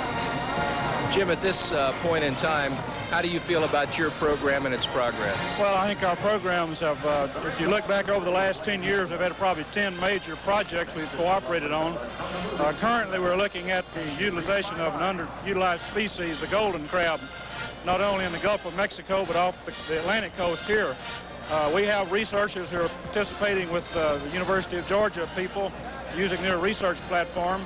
As far as the future of the program, I think the White House Science and Technology Council just this year issued a report that called for more federal support of multidisciplinary university-based research and development programs. We think the Sea Grant program's got a 20-year head start on them, and that's just what we're trying to accomplish. That's what it sounds like. How do you feel about your program at this point in time? Well, no university in this country has the monopoly on the talents. And so without the federal underpinning the commonality of the problems, it would be difficult for any of us to tackle any of these problems. So it forces us into a mode of collaboration and cooperation. And I feel that our cooperation with Florida, which has extended over 15 years, is very good. Must be pretty exciting and pretty challenging for you and your people to work on it. Oh, I think it is, and we have a lot of excited people. A lot of the projects that we do work directly with industry and other groups out in both of the respective states. That makes it a fun program because the research and extension efforts that we do carry out are directly applied and used by those people who can use them both, and those are the people that are underpinning of our economy. Put what we do to work right away. All right, sounds good. Thank you very much. Thank you very much, Ed. And we'll be back with more, but first let's take time out for these messages. Here's the latest news from the University of Florida. In the fall, it's great to be a Florida Gator. But the University of Florida is striving for athletic excellence year-round. That's why the university has undertaken an ambitious program to rebuild the Percy Beard track and the varsity tennis complex. Planning is underway to upgrade the facilities for Gator golfers, Gator swimmers. Gator baseball will get a new stadium. It's recognition that these talented and successful athletes have changed the way the fans look at spring sports. A good facility. We like to look at it that first we want to create a good playing environment for our athletes, and then a good spectator spectrum for our fans. And I think those things go hand in hand. Your facilities are very important, not only in recruiting, but also in the comfort of your fans. And it's not costing taxpayers. The University Athletic Association is using money generated by football and basketball and private donations to make the university's spring sports complex second to none. The University of Florida, serving the state and the nation. I love living in this beautiful state. Sun, beaches, palm trees. It's like being on vacation all year long. What helps me enjoy my free time is saving money. That's why I shop around for everything I buy. Like auto insurance. So many different prices, coverages. We can help. Call Florida No Fault. Save money. Enjoy. Call the Florida No Fault Insurance Office nearest you. Having fun is part of living. Why don't you start enjoying life more? If you're single and between the ages of 21 and 70, Compatible Introductions has a dignified service designed especially for you. For confidential information without obligation, contact Compatible Introductions at 933-7850. Start enjoying life now with someone special. That's Compatible Introductions in Tampa, 933-7850. The car of your dreams awaits you at the toy store. Florida's largest collection of America's only true sports cars. Our special VIP vet investment program makes it possible for you to own the car of your dreams. Over 70 dreams to choose from at the toy store. 1040 Seminole Boulevard, Largo. John Summer, about Tampa Bay tonight. You know, we've got quite an edge for you here at Tampa Bay tonight. More than just the news, but special features, reports on lifestyles and trends, and all at a reasonable hour. Why wait until 11 when you can join us for news at an hour that is convenient for you? John Summer, weather with Wendy Ross, and sports with Randy Scott. Tampa Bay tonight, weeknights at 10 on your 44. In the second half of play, it was an interesting first half. As you can see here, the statistics, rushing-wise, it's Georgia, passing-wise, it's Florida. And as far as the passing percentages are concerned, well, the Gators, 11 out of 16, and Georgia 3 for 8. Penalties, 3 for 12 for Florida, 2 for 10 for Georgia. Clean game, and 2 turnovers for Florida, none for Georgia. Possession time, Georgia's had it 18 minutes. Florida, 11 minutes, 54 seconds. No surprises, really. Georgia comes into this ball game with a powerful running game. The Gators come in with Kerwin Bell, who has the ability to throw the football. Early in the second quarter, the Gators only had 76 yards total offense. At the halftime, they had 150, and they held Georgia to 14 yards most of the second quarter. So the Gators really turned things around, took control, and are back in this ball game. 16-10, Georgia leads. They're getting ready to kick off, and it will be Steve Crumley, who has 3 field goals on the board this afternoon for Georgia, as he kicks away. Kerry Watkins on the 6. across the 10, the 15. Cuts upfield at the 20-yard line and is still on his feet and fighting. And he is across the 30 to the 36-yard line. What a great run back by Kerry Watkins. Absolutely, positively. But why did the Gators waive the selection to receive in the first half? Because of now. They want the football now. They want it to kick off the second half. They want the football as we start the second half. Look at Kerry Watkins with his effort. 1 tackle, 2 tackles. Throws that tackler into the turf right there. Continues to fight, almost breaks it loose. 31-yard return by the young freshman. The Gators in excellent field position on their own 32-yard line. First and 10 for the Gators. They're at the 37-yard line, and Kerwin Bell is looking to throw, and he's brought down behind the line. Brought down at the 31-yard line by Henry Harris, the left guard defensively for Georgia. So Kerwin goes down as the blitz pressures him out of the pocket. It's John Brantley, 42, that breaks clear of the tailback's block. Massey wasn't able to get there in time. Big Henry Harris makes the tackle for the sack. Gators go backwards on their first play, not what they wanted to do. 2nd and 16 for the Gators at the 31-yard line. Kerwin Bell with a slot offense to the left side, a split backfield behind him. And Bell gives off on the delayed draw to Anthony Williams, who's across the 35 to the 37-yard line with the carry. Brought down by Steve Boswell, weak side linebacker for the Georgia defense. And Jones.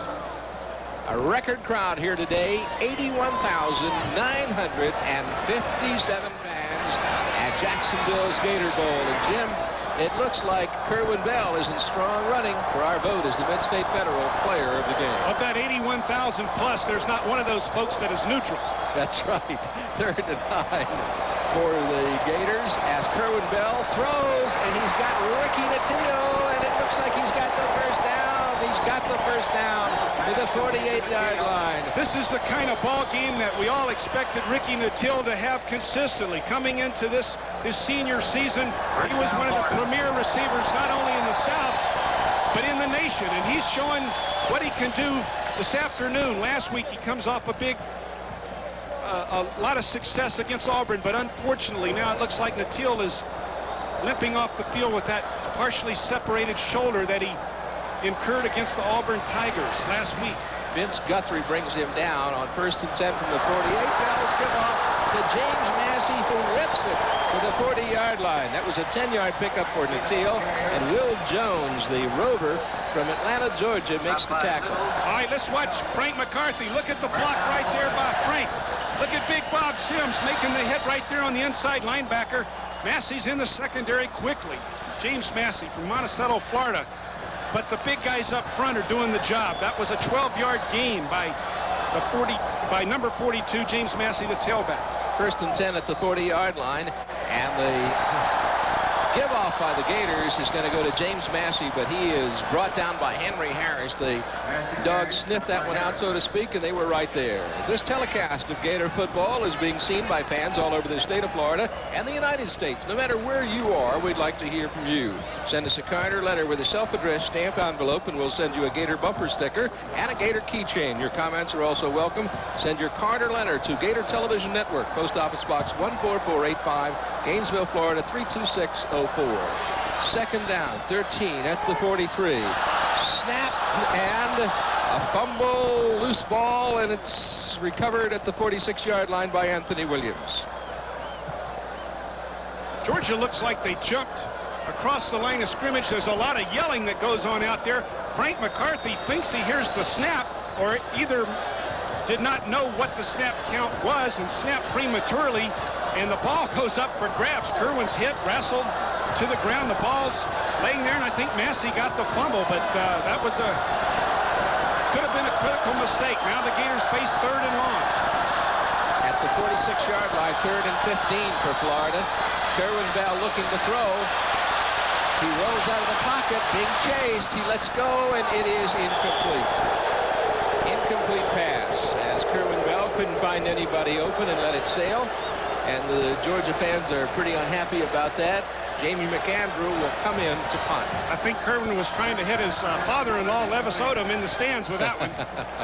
But that's what he had to do, throw the ball away, and he almost did it to the extent they might perhaps could have flagged him right there. But what have the Gators done? They've pushed Georgia down the field and now are going to punt, and perhaps Georgia will be backed up deep in their own territory.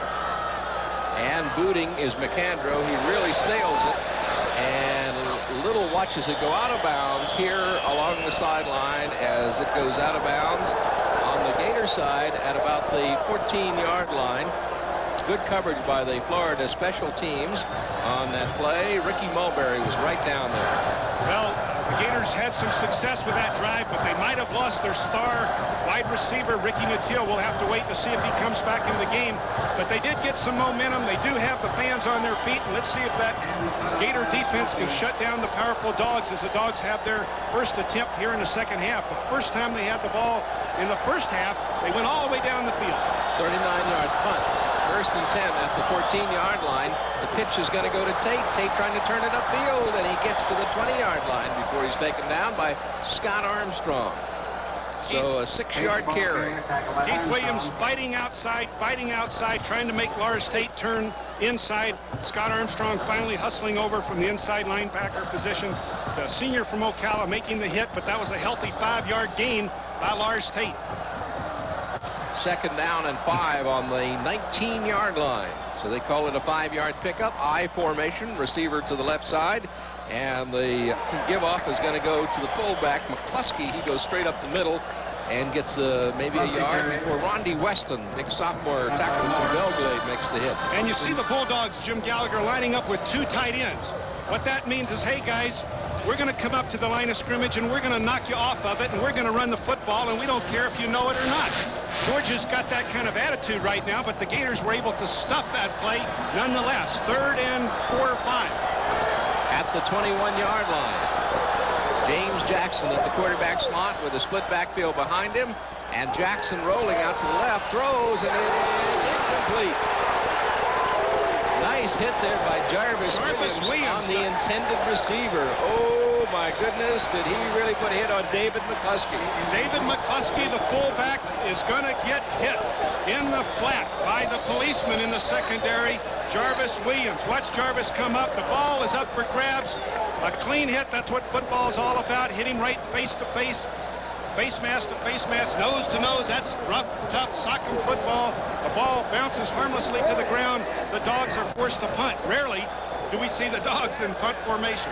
4th and 3 at the 21. And Carpenter booms it. It's going to go high. Watkins will field it at the 38-yard line, and he's wrestled out of bounds here along the near sideline by the University of Georgia's Kurt Warner, number 83. Taking a bit of a chance right there. One thing you do is you take your eye off the ball when you look and see what kind of pursuit you're getting, what kind of coverage you're getting. He took his eye off the ball to check out the coverage, and then he had to look back up into that bright sun, but fortunately, he found the football. That was a 41-yard boot for Carpenter. And now coming to the line on 1st and 10 from the 38-yard line, the University of Florida Gators. Kerwin Bell with an I formation. They've got a slot, and the slot would be to the left side. Georgia using 3 down linemen. Their linebackers playing right in the gaps. Frazier, one was the motion man, and Massey on the counter gets the call. Goes about a yard before Larry Brown makes the hit. So difficult to run against the Georgia Bulldogs because of that split 6 defense, as they call it. But what they really do is they line up 8 guys near that line of scrimmage and say, you cannot run the football on us. We're going to have 8 guys crowding that football, and we're not going to let you run. And they've had some success stopping the Gators, who have not had tremendous success themselves running the football all season. 2nd and 9 at the 39-yard line for the Gators off the I. It is Bell, looks to throw, and does, and it is incomplete. It was intended for Anthony Williams coming out of the backfield, and he cannot hang on to it. John Brantley, the middle linebacker. Good coverage for the Georgia Bulldogs. 3 wide receivers, no tight ends that last time. A lot of pressure by Aaron Chubb, a 6'4", 210-pound sophomore, coming from the bottom of your screen, putting pressure on Kerwin, delivering a vicious hit as Kerwin tried to get the ball to Anthony Williams. 9 minutes and 7 seconds to play in the third period. Third down, 9 on the 39 for Florida. They trail Georgia by 6. 16-10 is the score. Kerwin Bell forced out of the pocket, scrambles out, looking for somebody, unloads, and it is short. It was intended for his fullback coming out of the bag, intended for Ricky Matteo coming off the left side, but falls is incomplete, so that brings up 4th down. And he threw it away on purpose. He didn't have what he wanted, so he threw it into the ground intentionally. Very smart play. Georgia comes out, stops the Gators twice in succession, but Kerwin doesn't give up the interception, doesn't make the unwise throw, threw it into the ground. Now the Gators are going to punt. McAndrew, 2 punts, 39.5 this afternoon on 4th and 9 from the 39 as he sails it, and he sails it high. John Little, 19, calls for it. Fair catch at the 27-yard line. So the Georgia Bulldogs get the football there. A nice smooth play by Little, special teams guy, and for the University of Georgia. Yeah, he's the senior. What an impressive player from Lynn Haven, Mosley High School out in Panama City. John Little, just a tremendous career at the University of Georgia, playing the rover and today playing the safety position. Henderson and Tate in the backfield now. Henderson, the up back, behind a quarterback, James Jackson. Jackson gives off to Tate, and Tate is hit hard at the 25, 26-yard line. Clifford Charlton, the outside linebacker, makes the hit. Clifford Charlton, Tallahassee Leon. Watch at the top of your screen. Clifford's going to bend around the blocking attempt. Right there, the fullback runs right by him. Clifford makes the hit. When you're not blocked, you got a lot more chance of making the tackle right there, and the fullback ran right by Clifford Charlton. 2nd and 9 on the 26-yard line. High formation with a slot to the left side. James Jackson, the quarterback, rolling and looks and throws, and it is incomplete. Good coverage by Florida's Lewis Oliver, number 18. It was intended for David Dukes, a junior from Athens, Georgia, at split end.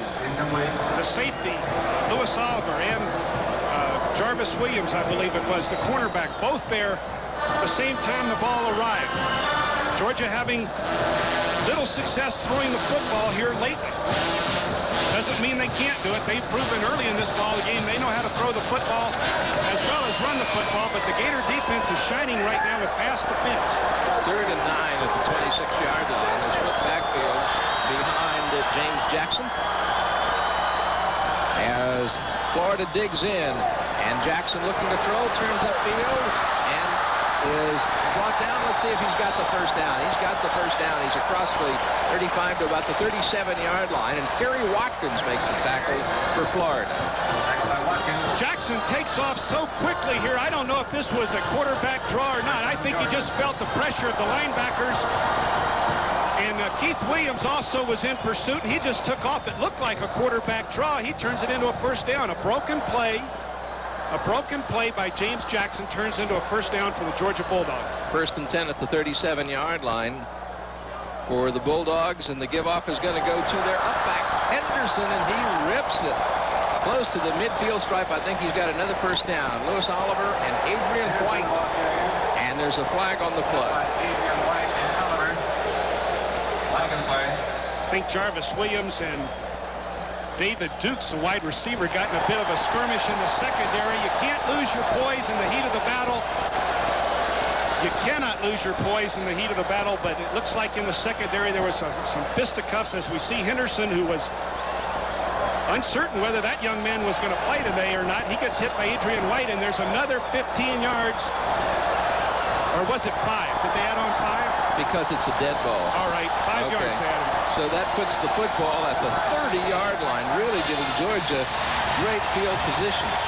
Or I'm sorry, at the 35-yard line. It's 1st and 10 at the 35-yard line with 7:34 to play in the third period. Now McCluskey's in at fullback. Jackson, the quarterback, he's gone all the way this afternoon, and he has just been super. The pitch goes to Tate. Tate turns upfield across the 30 and down to the 29-yard line. Scott Armstrong and Lewis Oliver for Florida. Georgia's so impressive when they get in a groove. You know, they get in a groove with that running game, and those backs are quick and agile and strong. And Lars Tate with 79 yards right here at this point in this ball game. 19 attempts. He seems to get stronger. The Georgia offense seems to get stronger sometimes in the second half when they get in a groove running that football. Receivers left and right, the I formation, and Tate again brought down behind the line of scrimmage at the 33-yard line. Henry Brown, number 99. Jim Gallagher, what happened right there is there was no movement up front. He tried for that cutback, and he ran into 3 Gators.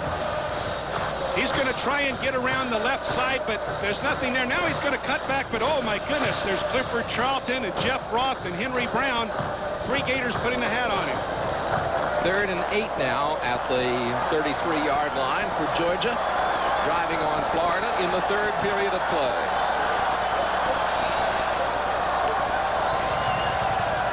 Jackson rolling, turns upfield, doesn't get the first down. He's inside the 30 to about the 27-yard line, but doesn't pick up the first down. He's going to be short. They might go for it. They did earlier in the ball game, but no, it looks like they're a healthy 2 yards short, so they're going to come out with the field goal team. Well, Crumley has been very, very accurate this afternoon, missing only one, and that one I think was from about 50 yards away.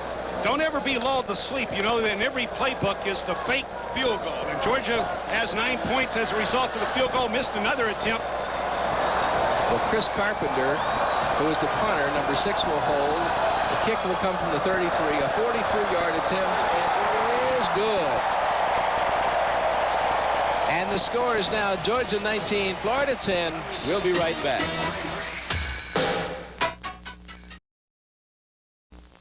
Having fun is part of living. Why don't you start enjoying life more? If you're single and between the ages of 21 and 70, Compatible Introductions has a dignified service designed especially for you.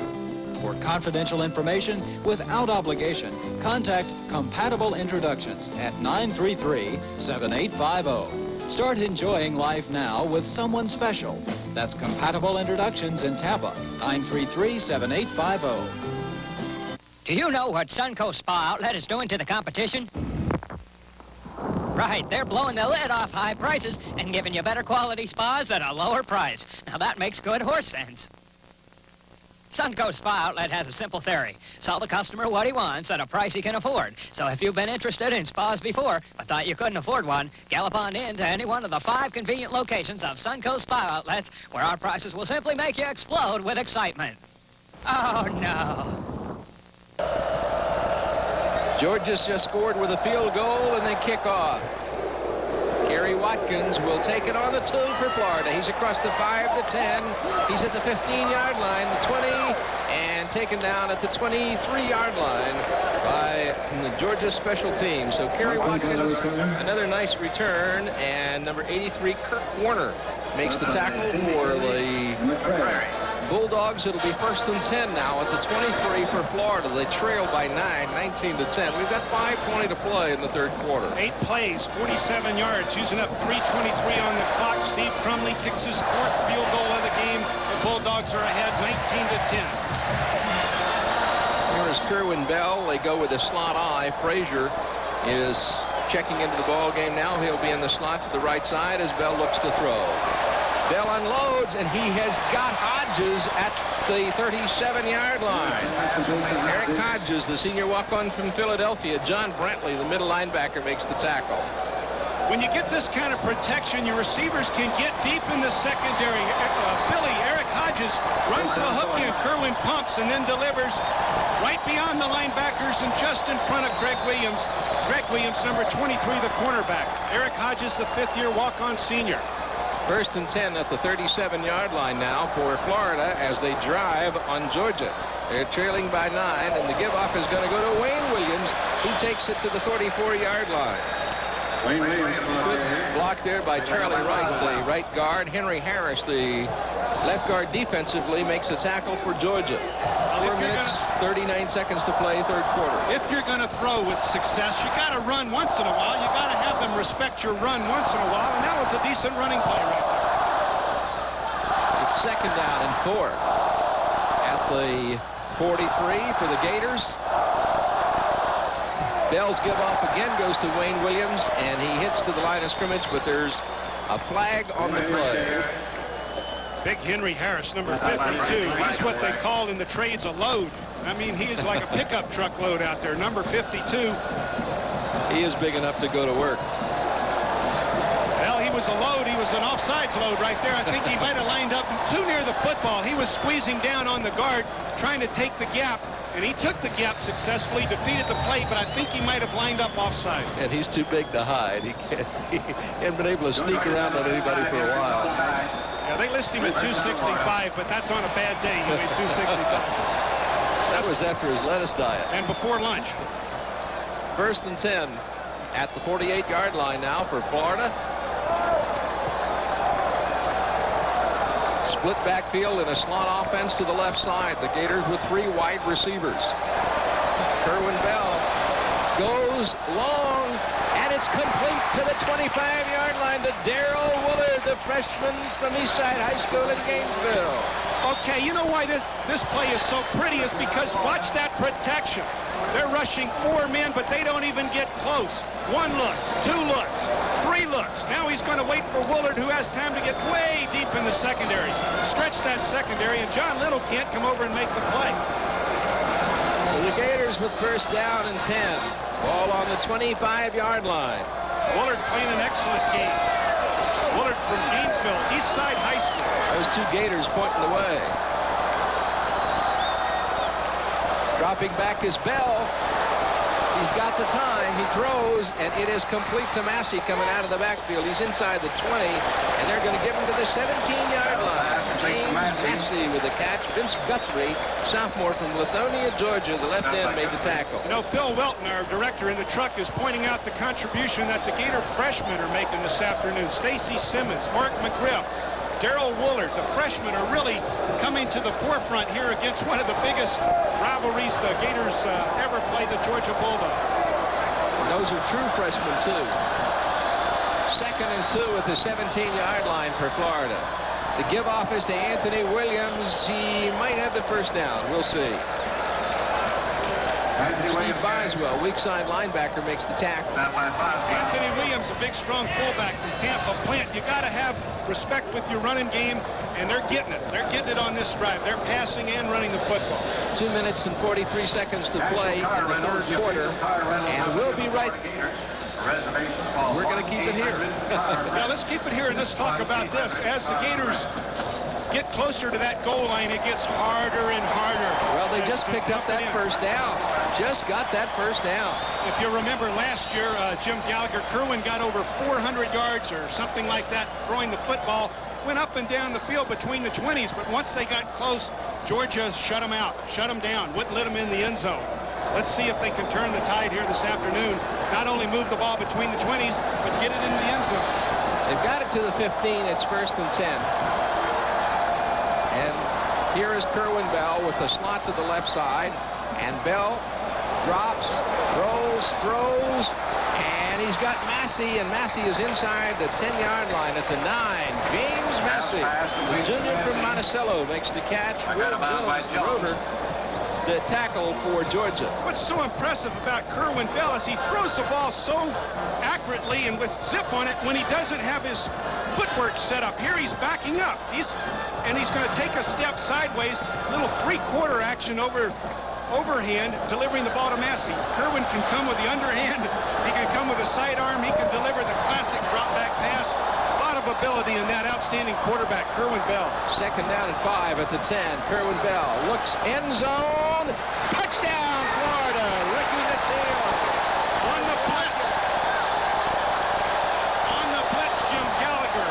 Ricky Nattiel gets one-on-one coverage. Greg Williams cannot stay with him in the corner.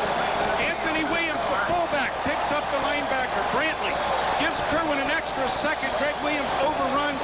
Nattiel eyeballs the ball right into his hands. A big 6 for Ricky Nattiel, the senior. 19-16. Jeff Dawson will try the extra point. He boots it and kicks it through. And it's a 19-17 ball game here in Gainesville, and we'll be right back. What a ball game. To know no boundaries, to let yourself run free. To know no boundaries is what the world should be. Wherever there are opportunities, Merrill Lynch is there with the help you need to make the most of them. Because at Merrill Lynch, we believe your world should know no boundaries. To know no boundaries.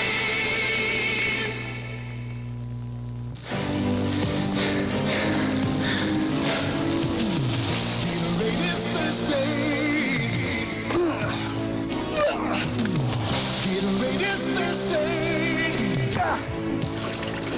Nothing cuts through thirst like Gatorade Thirst Quencher. It quenches the thirst in your throat while it helps put back the potassium, fluids, and minerals your body sweats away. Gatorade is thirsty. For that deep down body thirst. We're back at the Gator Bowl in Jacksonville as we look at an alligator.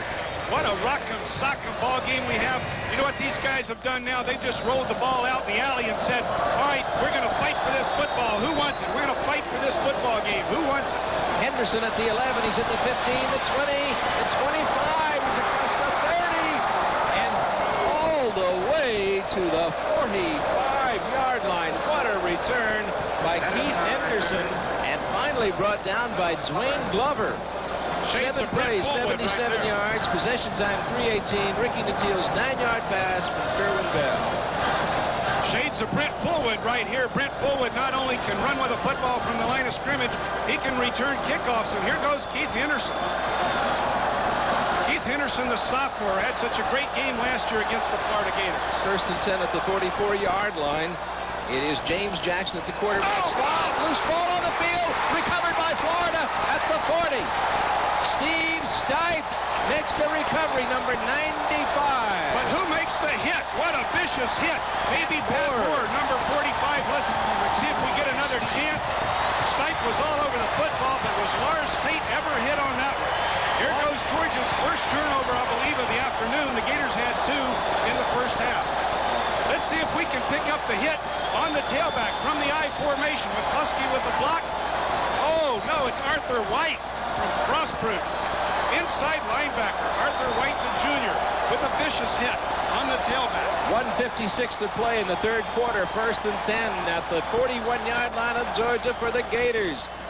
And the give-off goes to the fullback, and he's stacked up as he hits the line. Anthony Williams stacked up right away. Ronnie Smith from the University of Georgia, number 70, makes the tackle.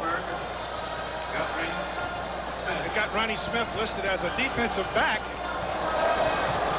He's got a 70 on his jersey out there. He's near that line of scrimmage. It doesn't matter what's on your jersey at Georgia. You're going to crowd that football on defense. It doesn't matter if you're supposed to be a safety. You're going to be about 5 yards away from that football. Second and 10 at the 41-yard line for Florida. Slot I, the slot would be to the right side as Kerwin Bell drops and looks. He's got the time. He goes long. He's got Hodges inside the 15. Eric Hodges catches the football inside the 15-yard line, beating Miles Smith. Miles Smith didn't have a chance right there, Jim Gallagher, because the protection is so strong up front. No one even gets close. They're rushing 5 men. Kerwin hits Billy, the senior. Eric Hodges from Philadelphia. We mentioned the kids in the locker room calling Philly, and boys, he's shining out there this afternoon. Well, it's fitting that a guy from Philadelphia should catch a pass from someone named Bell. First and 10 at the 14-yard line. I formation. Slot to the left side. Kerwin Bell's give-off is going to go to Massey, and Massey inside the 10-yard line to the 9.5. I mean, that was sheer effort by James Massey, the junior from Monticello Jefferson County High School. And late in the fourth quarter, Jim and I will pick the Mid-State Federal Player of the Game. At the end of the season, a scholarship will be awarded to the university in honor of the Mid-State Federal Player of the Game. 26 seconds, 25 seconds. The clock ticks down here in the third quarter. The Gators are threatening on the 10-yard line of the Georgia Bulldogs. Second and a healthy 6, it looks like. Here comes Kerwin Bell on second down, just inside the 10. Bell throws, looking for Nattiel, incomplete. He was looking for that pass play, which they have scored on before. Gary Moss, good coverage, number 3. Gary had seen, I'm sure, the Auburn films all week long. Gary Moss, an excellent cornerback right there on the teal, step for step. Ricky breaking to the sideline. That kid's playing with an injured shoulder. He gets a red badge of courage out there award this afternoon. He can hardly lift his arm up, but he keeps going back on the field. He keeps going back on the field. Third down and 6. The ball is at the 10. Hodges in the slot to the left side. They've got an eye. Anthony Williams is the up back. Kerwin Bell gives off, and the give off goes to Massey, and Massey's inside the 5 to the 3. He's going to be close to the first down. All right, Mike Heimerdinger and Galen Hall, who are in charge of calling the plays for the Gators, come up with a beautiful call right here. A quick draw action, and they get very, very close. They do have a first down. And that is the end of the third quarter. We'll be right back after this. Imagine the perfect romantic weekend. That feeling you have when you're thousands of miles away from everything. You've just experienced the feel of the Park Suite Hotel. Suites start from $59.95 on weekends with other packages available, all complete with separate dining area, wet bar, microwave, and a full complimentary breakfast. Isn't it time you and your someone did a little imagining? The Park Suite Hotel, Orlando North, Orlando South, and Jacksonville. Hi, I'm Penny of Get a Mate Dating Service. It's true, women are marrying later and are more selective today. So if you're ready to meet some nice men who are looking for a permanent relationship, call Get a Mate. Don't wait until it's too late to have one of these. Meet men who are sincere about meeting you. Call now, 531-1540. That's 531-1540. Or call toll-free, 1-800-522-2438. It's the best call you'll ever make. Barbecue, an American tradition. Barbecue King has barbecue, authentic barbecue, using a succulent recipe that's been passed down for generations. Mama's secret sauce is a family tradition, grilled over a searing fire of aged oak logs. That's Barbecue King. If you're looking for the tastiest down-home barbecue you ever ate, stop by any of these locations of the Barbecue King. Open Wednesday through Sunday, all day, all night. I have the honor to present the Count of Monte Cristo. From the pen of Alexander Dumas, a man I've always wanted to meet, comes one of the screen's most powerful dramas. Precisely. A story of imprisonment and revenge. An eye for an eye. Richard Chamberlain is Count of Monte Cristo. Let him come forth and throw a glove in my face. Sunday afternoon on Your 44. Here it is, Jim Yarbrough. Let's take a look at it. Great call by the offensive brain thrust of the Gators. A quick trap, and look at Massey almost sprints into the end zone, but one Georgia Bulldog drags him down at the 2. Big first down. First and goal on maybe the 3, they're calling it. 2.5 possibly. As we start the fourth quarter, Georgia leads Florida 19-17. Florida's got it. First and goal at the 3. 15 minutes of incredible, exciting football ahead of us this afternoon. Right now, both these teams with all kinds of ability to pull this game out. Florida currently trailing but threatening. Georgia always threatening. Georgia winning 8 out of the last 10 battles between these teams here in Jacksonville. Here come the Gators out of the huddle. Split backfield of Massey and Anthony Williams behind Kerwin Bell, 2 tight ends, and a receiver split wide to the right. The motion man is Hodges now coming off the right side. The call goes to Massey, end zone, touchdown Florida. The Gators have scored. James Massey was not knocked off his feet. Credit that offensive line. Bob Sims, Charlie Wright, Frank McCarthy. Watch him come off the ball. Watch Anthony Williams, the fullback. No one hits him until he's on the goal line. I think it was number 45, Kevin Jackson, or maybe it was Boswell. 44 tried to make the hit. Massey just bowled him over into the end zone. Florida 23, Georgia 19. The Gators get ready to go for the extra point. Jeff Dawson will kick. Ewing will hold. He splits the uprights. It's 24-19 here in Gainesville, and we'll be right back after this. Just thinking about the chicken plate from Sonny's Real Pit Barbecue makes my mouth water. I'm talking about plump, tender chicken with Sonny's great barbecue goodness cooked right through and served up with Sonny's special coleslaw, fries, and garlic bread. Oh, now that's good eating at Sonny's near you. Everybody loves to eat at Sonny's, 'cause Sonny's makes it all taste right. Bogota tomorrow. I'm on Eastern. Panama City. If business is taking you to Latin America, with just one phone call, Eastern Airlines can get you to more cities in Latin America from more cities in North America than anyone, and pamper you with our famous El Interamericano service. Welcome to Santiago. Eastern, your airline to all the Americas. Well, we think it's John Brantley who has a chance to make the hit right here. He does, but he's bowled over by Massey. Massey has that low center of gravity. Just an excellent ball carrier. Nice to see him having success out there this afternoon as Octavius Gould is injured.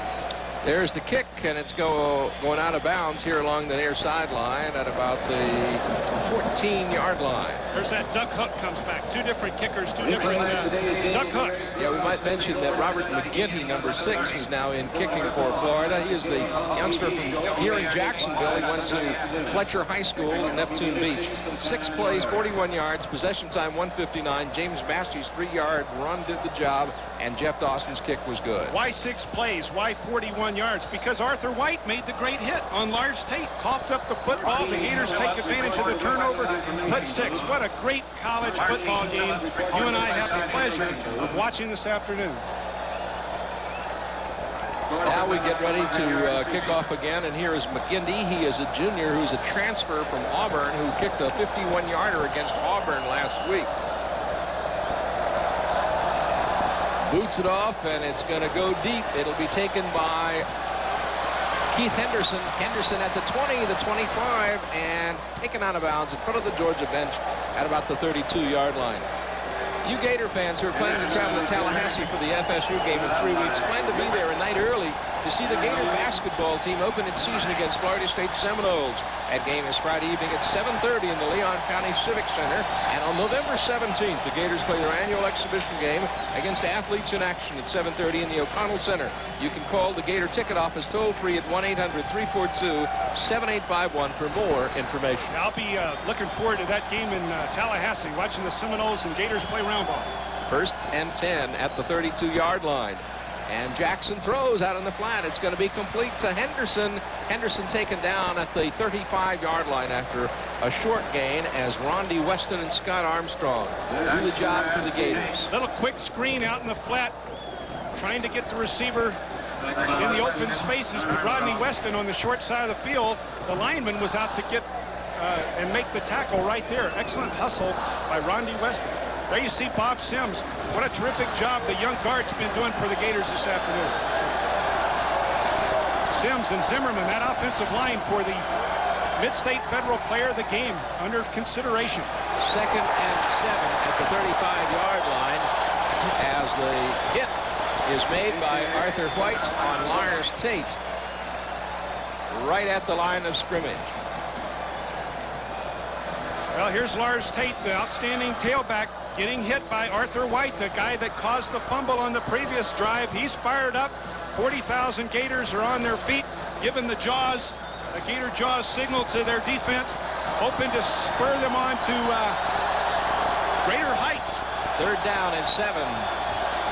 Jackson at the controls at the quarterback spot, and he hangs on to the football, turns upfield. He's scrambling, and he is brought down as he crosses the 40 at the 41. He's going to be close to the 1st down, but I don't think he got it. Good scramble, though. Lewis Oliver made the tackle. Well, Steve Stipe was coming in a blitz and had the containment, but he didn't realize Jackson had the football. Jackson is so small and quick. He was by him before Stipe could pick him up. The Gators were putting a lot of pressure on the Georgia quarterback right there.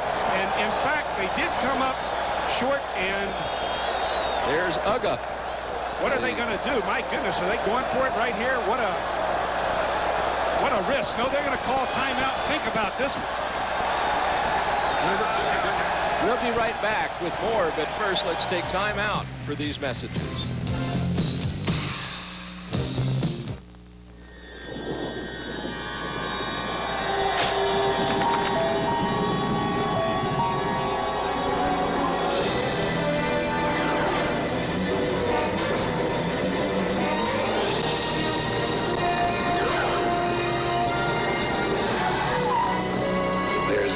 source of power in town. A new power in banking. First Union National Bank. Let the power be with you.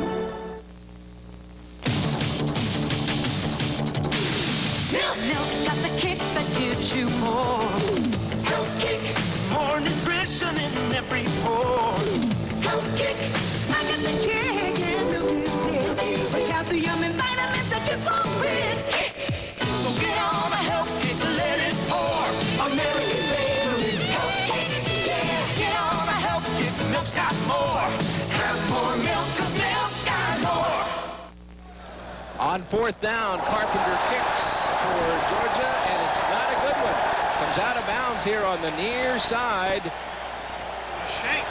He shanked that one, and it comes out at the 40-yard line in front of the Florida bench, thereby giving the Gators great field position. Earlier today, he had some boomers, but he shanked that one after Georgia thought for a minute that they might go for it. Gators coming up on the 40-yard line.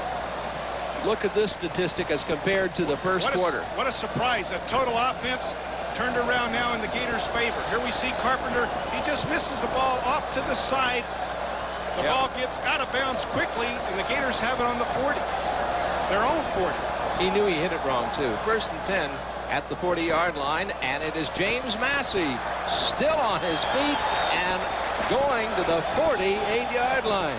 The young back showing poise right now. He's just not closing his eyes. Of course, he never closed his eyes, but theoretically speaking, they just approach that line of scrimmage very rapidly sometimes and don't look for the holes. Massey's playing with some maturity right now, looking for those holes, taking advantage. What did he do? He picked up 8 yards. The tackle made by Wycliffe Lovelace for Georgia, number 94. It's 2nd and 2 for the Gators. And again, Massey, and he gets the first down in the Georgia territory to the 47-yard line of the Bulldogs. And Richard Tarditz, the right end, makes the tackle. Now, there should be a lot of confidence in that offensive huddle right now. Kerwin Bell's back there with his fist in the air. He's saying, let's keep it up, let's keep it up. Keep the football, you keep the football, you eat the clock up. You might put points on the board, and Georgia doesn't have it. Therefore, they can't score and get back in the lead right here. 24-19, Florida over Georgia with 11:51 to go in this ball game. First and 10 at the 47-yard line as we look at Galen Hall. He's sitting on a 24-19 lead in the fourth quarter.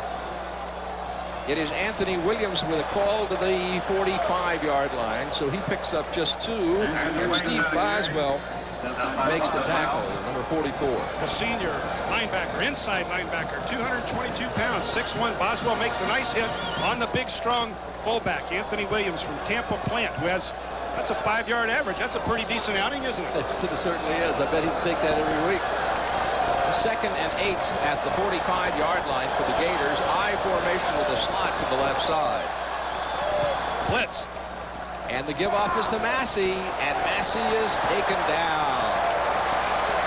Might have lost a yard or so on the play. That Georgia defense knew that was coming, and they were right there. Well, as we mentioned all afternoon, Georgia will line a minimum of 8 guys up close to that line of scrimmage, and they're going to send most of them right now. Massey's trying to hit the quick trap, but there's just nothing right there. Boswell, 44, doing a nice job. Georgia just shutting that play down. 3rd and 9. Kerwin maybe forced to put the ball in the air. At the 46-yard line. Again, Florida going with a slot offense to the left side. And Kerwin is going to throw as he drops and looks and goes long. And it is intercepted by Georgia at the 18-yard line by John Little, number 19. But there was a flag on the play at the 46-yard line. Kerwin trying to hit the other freshman wide receiver, former tailback Tony Lomack. It's a hold against Florida, and it was declined, and so Georgia gets the football back. But this is really no big deal. This is very similar to a punt. If he'd been sacked right here, they'd have been forced to punt. So it is an excellent play by John Little, but in terms of field position, no big deal. Georgia has the ball inside their 20-yard line. Lomack not able to come up with the reception right there. So it's first down for the Bulldogs at the 19-yard line. 10 minutes and 21 seconds to play. It was a turnover, but still, no big deal. James Jackson, junior from Camilla, Georgia. A motion man to the top of the screen. And the pitch is going to go to Tate, and Tate turns upfield to the 22-yard line for a gain of 3 before he's tackled by Keith Williams. I just had a deja vu right there. They ran that play last year, pitched it to Keith Henderson or Tim Worley, both of them at different times, and what they do, no one caught them until they were in the end zone, about 60 or 70 yards, each one of them. That very same play. That time, the Gators shut it down for a 2-yard gain. Tate has had 23 carries for 75 yards this afternoon. 2nd down and 8 at the 21-yard line. This situation for Georgia as the give-off goes to Tate, and he gets the first down as he fights across the 30 to the 33-yard line. It is Lewis Oliver and Kerry Watkins combining on the tackle for the orange and blue. 9:39 here in the 4th quarter. Watch him load up. Look at the fullback, McCluskey, making the big block up front. Lars Tate finds a gaping hole. He's into the secondary before Kerry Watkins, Adrian White, Lewis Oliver can bring him down. 1st and 10 at the 33-yard line now for the Georgia Bulldogs. With the eye, receivers left and right. Jackson to throw, and it is incomplete. It was intended for John Thomas, number 9. Good coverage by Lewis Oliver, a sophomore from Belle Glade, Florida. And the Mid-State Federal Savings and Loan is performance-minded. They're proud to recognize outstanding individual performance with Mid-State's Most Valuable Player of the Game award. Physical fitness, keen mental concentration, and a true spirit is what Gator football is all about today and in the future. And a lot of guys are in contention for that award. Lewis Oliver just took himself out of the game. Dwayne Glover, number 33, is in at safety. On 2nd and 10 from the 33-yard line, the give off to Henderson, and he's brought down. Jason Lambert from right here in Jacksonville, Florida, doing an excellent job right here. Watch the top of your screen. Watch 6'4" outside linebacker Jason Lambert fight off the block of Sadowski, the tight end. There's Armstrong and Charlton in pursuit. Big 3rd and 9.5 right here. He made a great tackle in the first half, too. 3rd down and 10, ball on the 33, 8:48 to play in the ball game. Florida up 24-19. The motion man would be Cassius Osborne, comes to the bottom of the screen as Jackson tries to turn outside. He's scrambled and he's chased by the Gators. They take him down at the 34. So a 1-yard gain, and Jarvis Williams ran him down, the junior from Palatka. You know, they used to give the stars on the helmet we were talking about for big plays and critical situations. Right there, Jarvis Williams would not let Jackson, with all his talent and running ability, get outside. He shut him down. They were in the sprint out action. Jackson had the chance to run or throw. Jarvis Williams came up out of coverage to catch the quarterback, forcing Georgia to punt the football away with 8:02 left on the clock. This is the 4th kick this afternoon for Carpenter, which might be a high for him for the season in one game. He gets off of beauty, too. Really booming it and sailing it. And it'll be taken down by Kerry Watkins at the 20. He's across the 30 to the 32-yard line. Oh, my goodness. I thought there might be some confusion right there, Jim Gallagher. The short safety, I think it was Loden, signaled for a fair catch. But then he took his hand down, and Kerry Watkins takes the football away from him. Some confusion back there, and boy, you don't want confusion when you're receiving a punt, a high booming punt deep in your own territory. You do not want any mental miscommunication. Kirk Warner, number 83, making the tackle. 7 minutes, 46 seconds to play. 1st and 10 on the 33 for the Gators. Slot I. Ed Frazier's in the slot. The slot would be to the left side, and the give-off is going to go to James Massey, and Massey takes it to the, call it the 37-yard line. He might have picked up a couple of yards. We'll wait and see. Well, the Gators are thinking control the football. Control the football. Give our defense a rest. Move the chains and get points if we can. Do not go in a closet on offense. 7:20 left in the football game. Move the chains. Eat the clock up. That's what they're thinking in that huddle, as you see Sims and Wright and McCarthy line up in the core of that Gator offensive line. 2nd and 6, ball at the 37-yard line as Kerwin Bell throws, and it is complete to Darrell Willard. And Willard across the midfield stripe, taken out of bounds in front of the Florida bench at the Georgia 49. Gary Moss, the right corner man, takes him out. Darrell Willard from Eastside High School in Gainesville. Look at the protection. Look at Jeff Zimmerman right there. He's like the Great Wall of Florida all by himself. Willard's out here. No one freeing in coverage. That's what I'm talking about, not going in a closet with their offense. Keep that playbook open. Throw everything at them. That's what the Gators did right there. Willard wide open, makes the reception. First down inside Bulldog territory. He's had 4 catches for 53 yards this afternoon. James Massey, and Massey fights to the 42-yard line. Good carry by Massey. Watch the offensive guards, Jim Gallagher. Bob Sims and Charlie Wright. Charlie Wright from San Juan Capistrano, California. Look at Big Bob Sims. Look at Anthony Williams and Big Jeff Zimmerman. Look at that. That's what you call a pancake or a KO. He's just had the guy going backwards on skates. 2nd and 3 at the 43-yard line. James Massey, 12 carries for 49 yards. Tough yards for James Massey. All of them. And they came at the right time. Again, he gets the call and is stacked up as he hits the line. Well, that time, again, maybe some immaturity right there. There was an opening inside, but he was hustling so much, trying so hard. He hit rather quickly, and Georgia was all over him, but there was an opportunity right there for him. John Brantley makes the tackle. 3rd and 2. They need to pick up that first down. Why? To continue to move the football, continue to kill that clock. Brooksville, Florida loves the Gators. That sign. Hernando County, they've certainly sent a lot of great athletes to Florida. Kevin Sutton, a tremendous ball player right now at Brooksville High School. And there is Kerwin Bell dialing long distance. Touchdown, Florida. Ricky the Rocket Mateo. Over 89. Hallelujah, baby. I think that's what they're saying to each other right now. Or something like that. Let's look at it. All right, Kerwin Bell, a little bit of a play action right there. Mateo's got the cornerback, Greg Williams, on the bite. Now he's going to run right by him into the sun, looking back into the sunshine. Very difficult catch for the wide receiver. He does the dance in the end zone. What a brilliant effort. 5:34 to play. Mateo with the separated shoulder. He's not helping. He's wounded. 30-19 is the score. Dawson will attempt the extra point. Bird is the snapper, and Ewing will hold, and there it is, and it is good. And Florida leads 31-19. Earning a perfect 10 in anything is tough. But there is one carpet that earns a perfect 10.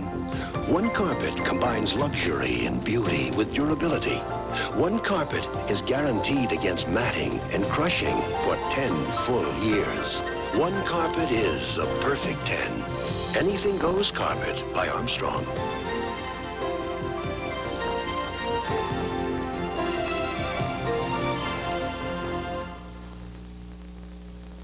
A good leader has to have 2 essential qualities. One, you've got to be persistent. Always keep trying no matter what.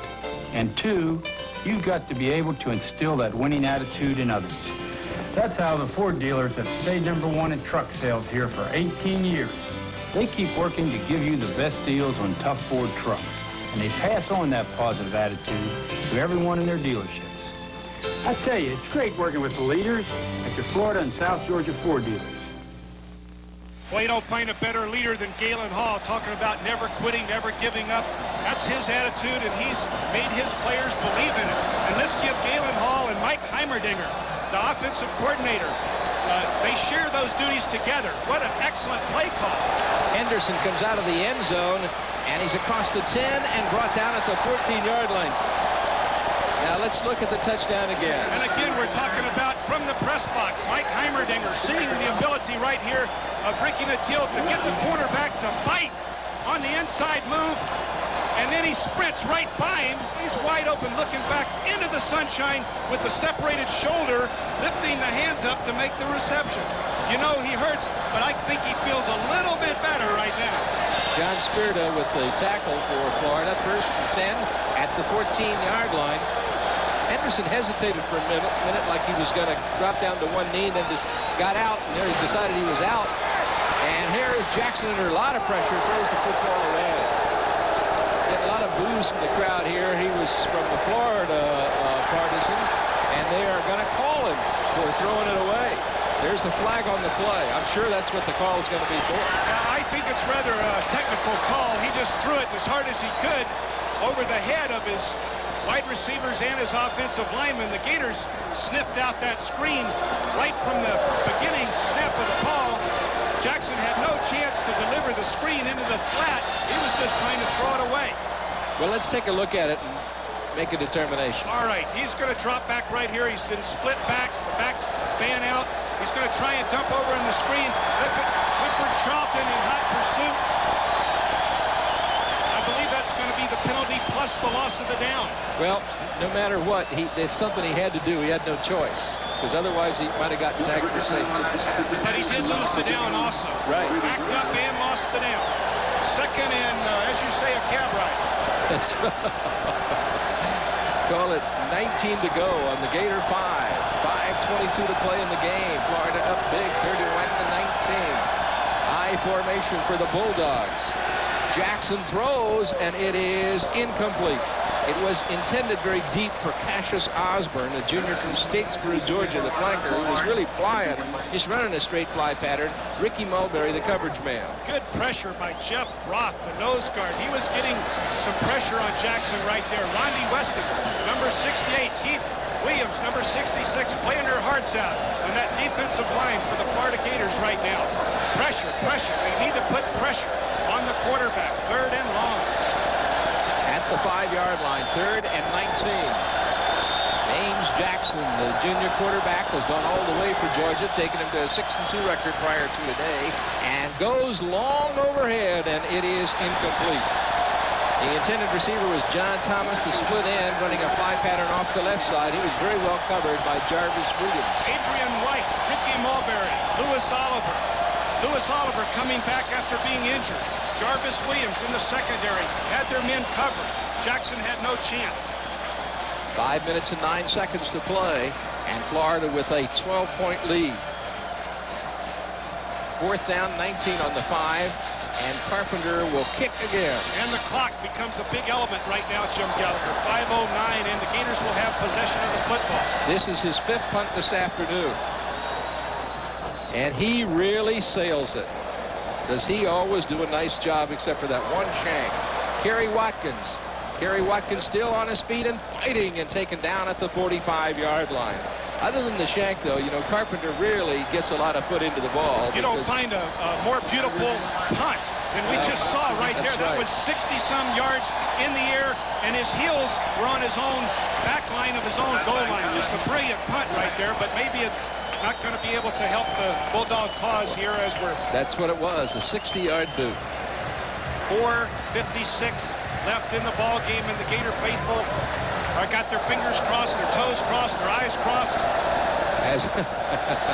As we look at the end zone shot a moment ago, Octavius Gould in a tailback, 1st and 10 at the 45-yard line for the Gators.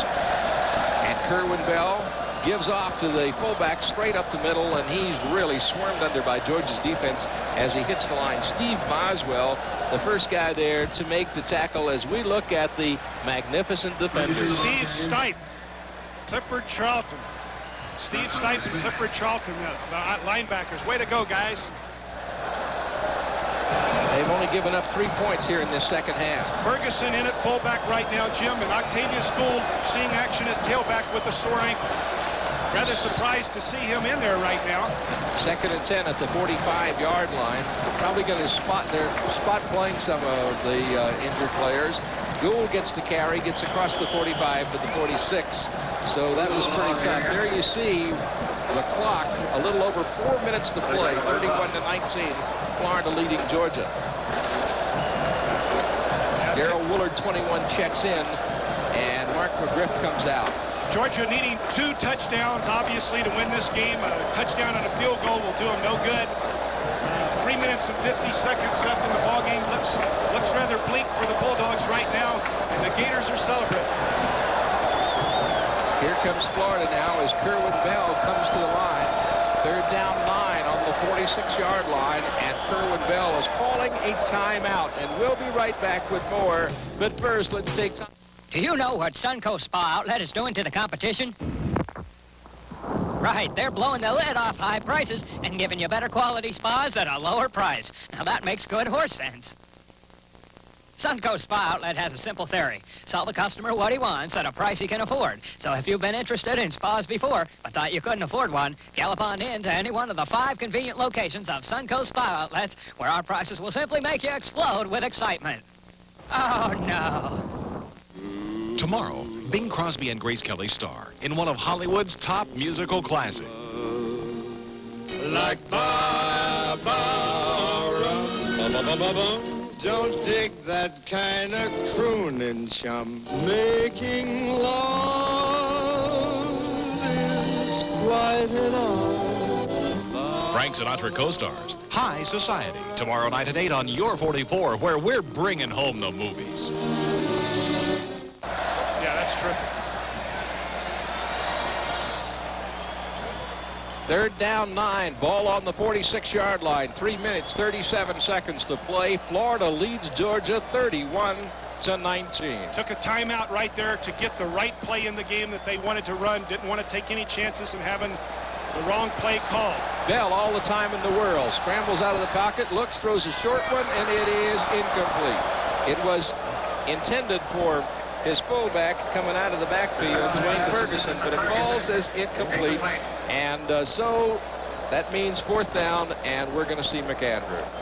Well, I either slipped or I just fell on the floor right there. That ball scared me to death when Ferguson deflected it into the air. But Georgia, as we mentioned, is 2 touchdowns behind right now. Gators in punt formation. Well, that's Jerry Anderson on the sideline, and he's not sleeping. He's watching his special teams as McAndrew really sails it into the end zone.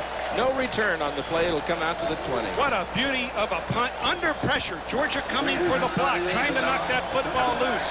They're 2 touchdowns back. McAndrew answers with a booming punt. Albert the Alligator. And the policemen to control the crowds, and we hope they certainly do. That's not a sight we want to see again. That was a 54-yard boot by McAndrew, the son of former New York Met pitcher Jim McAndrew. On the 20, the Dogs start their offensive series. 1st and 10, and Jackson drops, looks, and throws, and it is incomplete. It was intended for the tight end, Troy Sadowski, but it falls as incomplete. Good coverage by Scott Armstrong for Florida. Remember, early in the ballgame, the first series or two, how valuable Sadowski was receiving the football. Right there, he just couldn't find the handle. Georgia's facing a 2nd and 10. Philly and Kerwin Bell over there visiting, telling each other just exactly how they did it. Kerwin Bell has 272 yards passing this afternoon. Cool breeze. Cool breeze Bell. 2nd and 10 at the 20 as Jackson looks, he's under pressure, scrambles out, and is taken down at the 18-19-yard line. Arthur White again on the hit from Frostproof. And Henry Brown. I mean, there was some combinations. Clifford Charlton, they were all in there. 3rd and 11, 2:51 in the game. Gators with a commanding 31-19 lead. James Jackson with a split backfield behind him. Dropping to throw, looking a short one. It is incomplete. Almost bounced up into that secondary. Adrian White was looking for it, Jim Gallagher. He was waiting for it back there, but it was not to be for the interception. And the Florida Gators getting a standing ovation from their fans here in Jacksonville. 4th down and 11 at the 19-yard line. I'm going to put my headache powder in my shaving gear. I will not need it tonight. Chris Carpenter, Bulldog, has had a good day. 5 punts, averaging 44.8 per boot.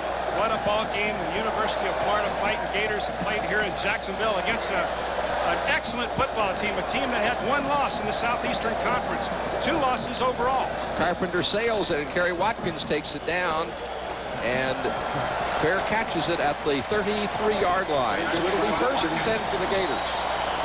Let's talk about Bill Maggio, the offensive line coach for the Gators, and Red Anderson, who coaches the tight ends. What an excellent job they have done. And Larry Kirksey, who coaches the offensive backs, and Heimerdinger, who coaches the quarterbacks and wide receivers. Of course, Galen Hall, his own offensive coordinator, and Dan Brooks, who coaches Jeff Roth in the nose guards. Danny Coughlin, who coaches the defensive tackles. Ty Smith, the outside linebackers, and Jim Dickey, the inside linebackers, Saban Uralian, the defensive coordinator. What a fantastic job the Florida staff has done getting these Gators to come back after a 1-4 start. Octavius Gould on the carry to the 40-yard line from the 34 on first down with a little over 2 minutes to play. Well, Jim, you're right about that, because they've come back to a 4-4 record going into today's game, and now they're 5-4 and a legitimate bowl hope for this ball club. There's the Gator offensive and defensive line, our Mid-State Federal players of the game. Yeah, we're honoring all those guys, because we talked about how important that line of scrimmage was going to be, and my goodness, did they take care of action out there this afternoon. They took care of business. 2nd and 4 at the 40-yard line as Gould gets the first down to the 48. John Little, the safety, makes the tackle. Georgia last year winning the ball game because they controlled the line of scrimmage. In '84, the Gators controlled it. And this year, that University of Florida offensive line and defensive line, the inside linebackers, all playing a fantastic football game against the Georgia Bulldogs. Well, next week we travel to Lexington, Kentucky, and the Florida Gators will be taking on the Wildcats of Kentucky. And then it is a week off, and on November 29th, it'll be at Tallahassee for Florida State. On 1st and 10 from the 48, straight up the middle to the 46-yard line is the carry, with a little over a minute to play in the ball game. Carrying the ball for Florida, Cedric Smith, number 39, and Bill Goldberg and Steve Boswell combined to make the stop. Now, next week, the Georgia Bulldogs take on Auburn, and they have to go to Auburn. They were 3-1 in the SEC. Now they dropped to 3-2, and Florida goes to 2-3 in the Southeastern Conference. Last year, Georgia beat Florida, then lost to Auburn the following week after Florida had beaten Auburn the week before. On 2nd and 4 from the 46-yard line, stuffed at the line of scrimmage, but a little over 30 seconds to go in the ball game, and the clock just ticks away here in Jacksonville at the Gator Bowl. Steve Boswell made that last tackle. So Florida will go to 5-4, and in the Southeastern Conference they go to 2-3, and as Jim points out, they become very definite bowl contenders at this point in the season. For Galen Hall, well, his record goes to 22-5-1. And what a great win for him, too. And as Jim points out, for the coaching staff, as they come back from that record where they were 1-4 with wins over Kent State, Rutgers, Auburn, and Georgia. So 3 wins in a row, rather 4 wins in a row.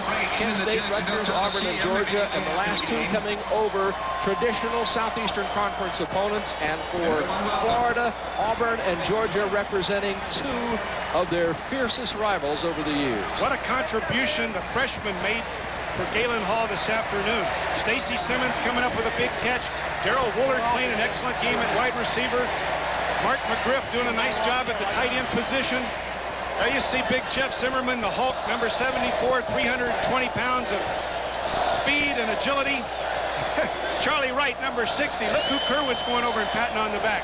Bob Sims, he knows where the protection came from today. Jason Lambert with his dad, who lives right here in Jacksonville, Jesse Lambert. Boy, they're celebrating, and well, they should. Rondi Weston, number 68. We're going to have a good time at the Lambert house this evening, I'll tell you that.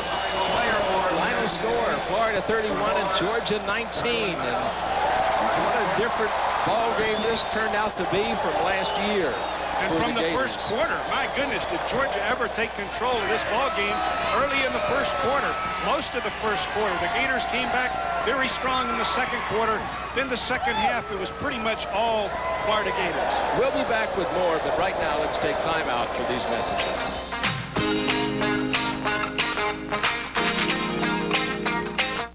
Pity Chester Fudley, who's never shopped at Scotty's or used his Scotty Sure Saver catalog.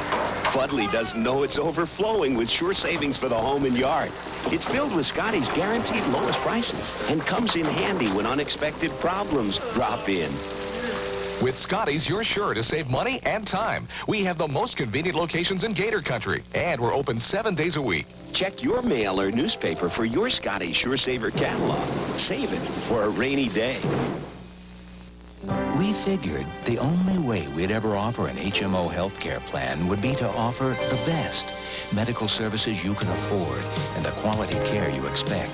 Health Options from Blue Cross and Blue Shield of Florida offers some of the finest doctors all across Florida. Rest assured, there's one HMO, Health Options, backed by the strength of Blue Cross and Blue Shield of Florida. That's the point of difference. Health Options, your HMO answer. Frozen concentrated orange juice from Florida tastes fresh because it's frozen fresh. The freeze is the reason it tastes so fresh. The freeze is the reason it tastes its best. With the Florida seal of approval, you know it's 100% pure orange juice that meets standards even higher than the federal government's. And you know it tastes fresh because it's frozen fresh. The freeze is the reason. Orange, you smart. Subscribe now to GatorBait, the sports weekly for Gator fans. Call collect 904-372-1215. Don't wait. Get GatorBait. Well, you see some happy Gator fans here in the Gator Bowl in Jacksonville, and of course all the Gator fans will be happy today. 31-19 the final score as Florida beats arch rival Georgia, and Florida has had two of its greatest victories at a time when they really needed two great victories. Well, you got two great arch rivals like the Auburn Tigers and the Georgia Bulldogs, and to beat them back-to-back with a team that started 1-4, just a real thrill for the Gator fans and the people that support the University of Florida, jump in their cars and drive all those miles to watch the Gators play, rain or shine, win or lose. What a thrill for them to see such two brilliant football games played by the Florida Gators. Well, you last 2 weeks in succession. You called it at the beginning. You decided at the line of scrimmage, and it certainly was. Florida dominating today. There was no question about that. After a slow start, they really got on track and began to come together in the second quarter. And in the second half, it was all the Gators as we look at the Art Bridge here in Jacksonville. And let's compliment the fans. No one is rowdy and trying to rip any goalposts down. The policemen have the field under total control, and I like that because it's just ridiculous sometimes what happens in the name of a celebration, and it's fine to celebrate, but you don't want to destroy property. There's a piece of property I'd like to have. I'd like to be on that boat going home tonight. Right now, I'd take it right now. Well, the city officials have said here in Jacksonville that they wanted to eliminate some of the rowdyism of the past, and to our knowledge and just looking at this crowd today, they've done that. And we'd like to thank you very much for being with us. Join us next week at Lexington. For Jim Yarborough, I'm Jim Gallagher. So long from the Gator Bowl in Jacksonville. Please drive safely on your way home. Florida football is brought to you by Armstrong Carpets, Blue Cross and Blue Shield of Florida, the Florida Orange Growers, also by Dairy Farmers Incorporated, Florida's milk producers, by First Union Bank of Florida, your Florida and South Georgia Ford dealers, Gatorade Thirst Quencher, Likes Meats, by Merrill Lynch, Scotty's, and by Sonny's Real Pit Barbecue.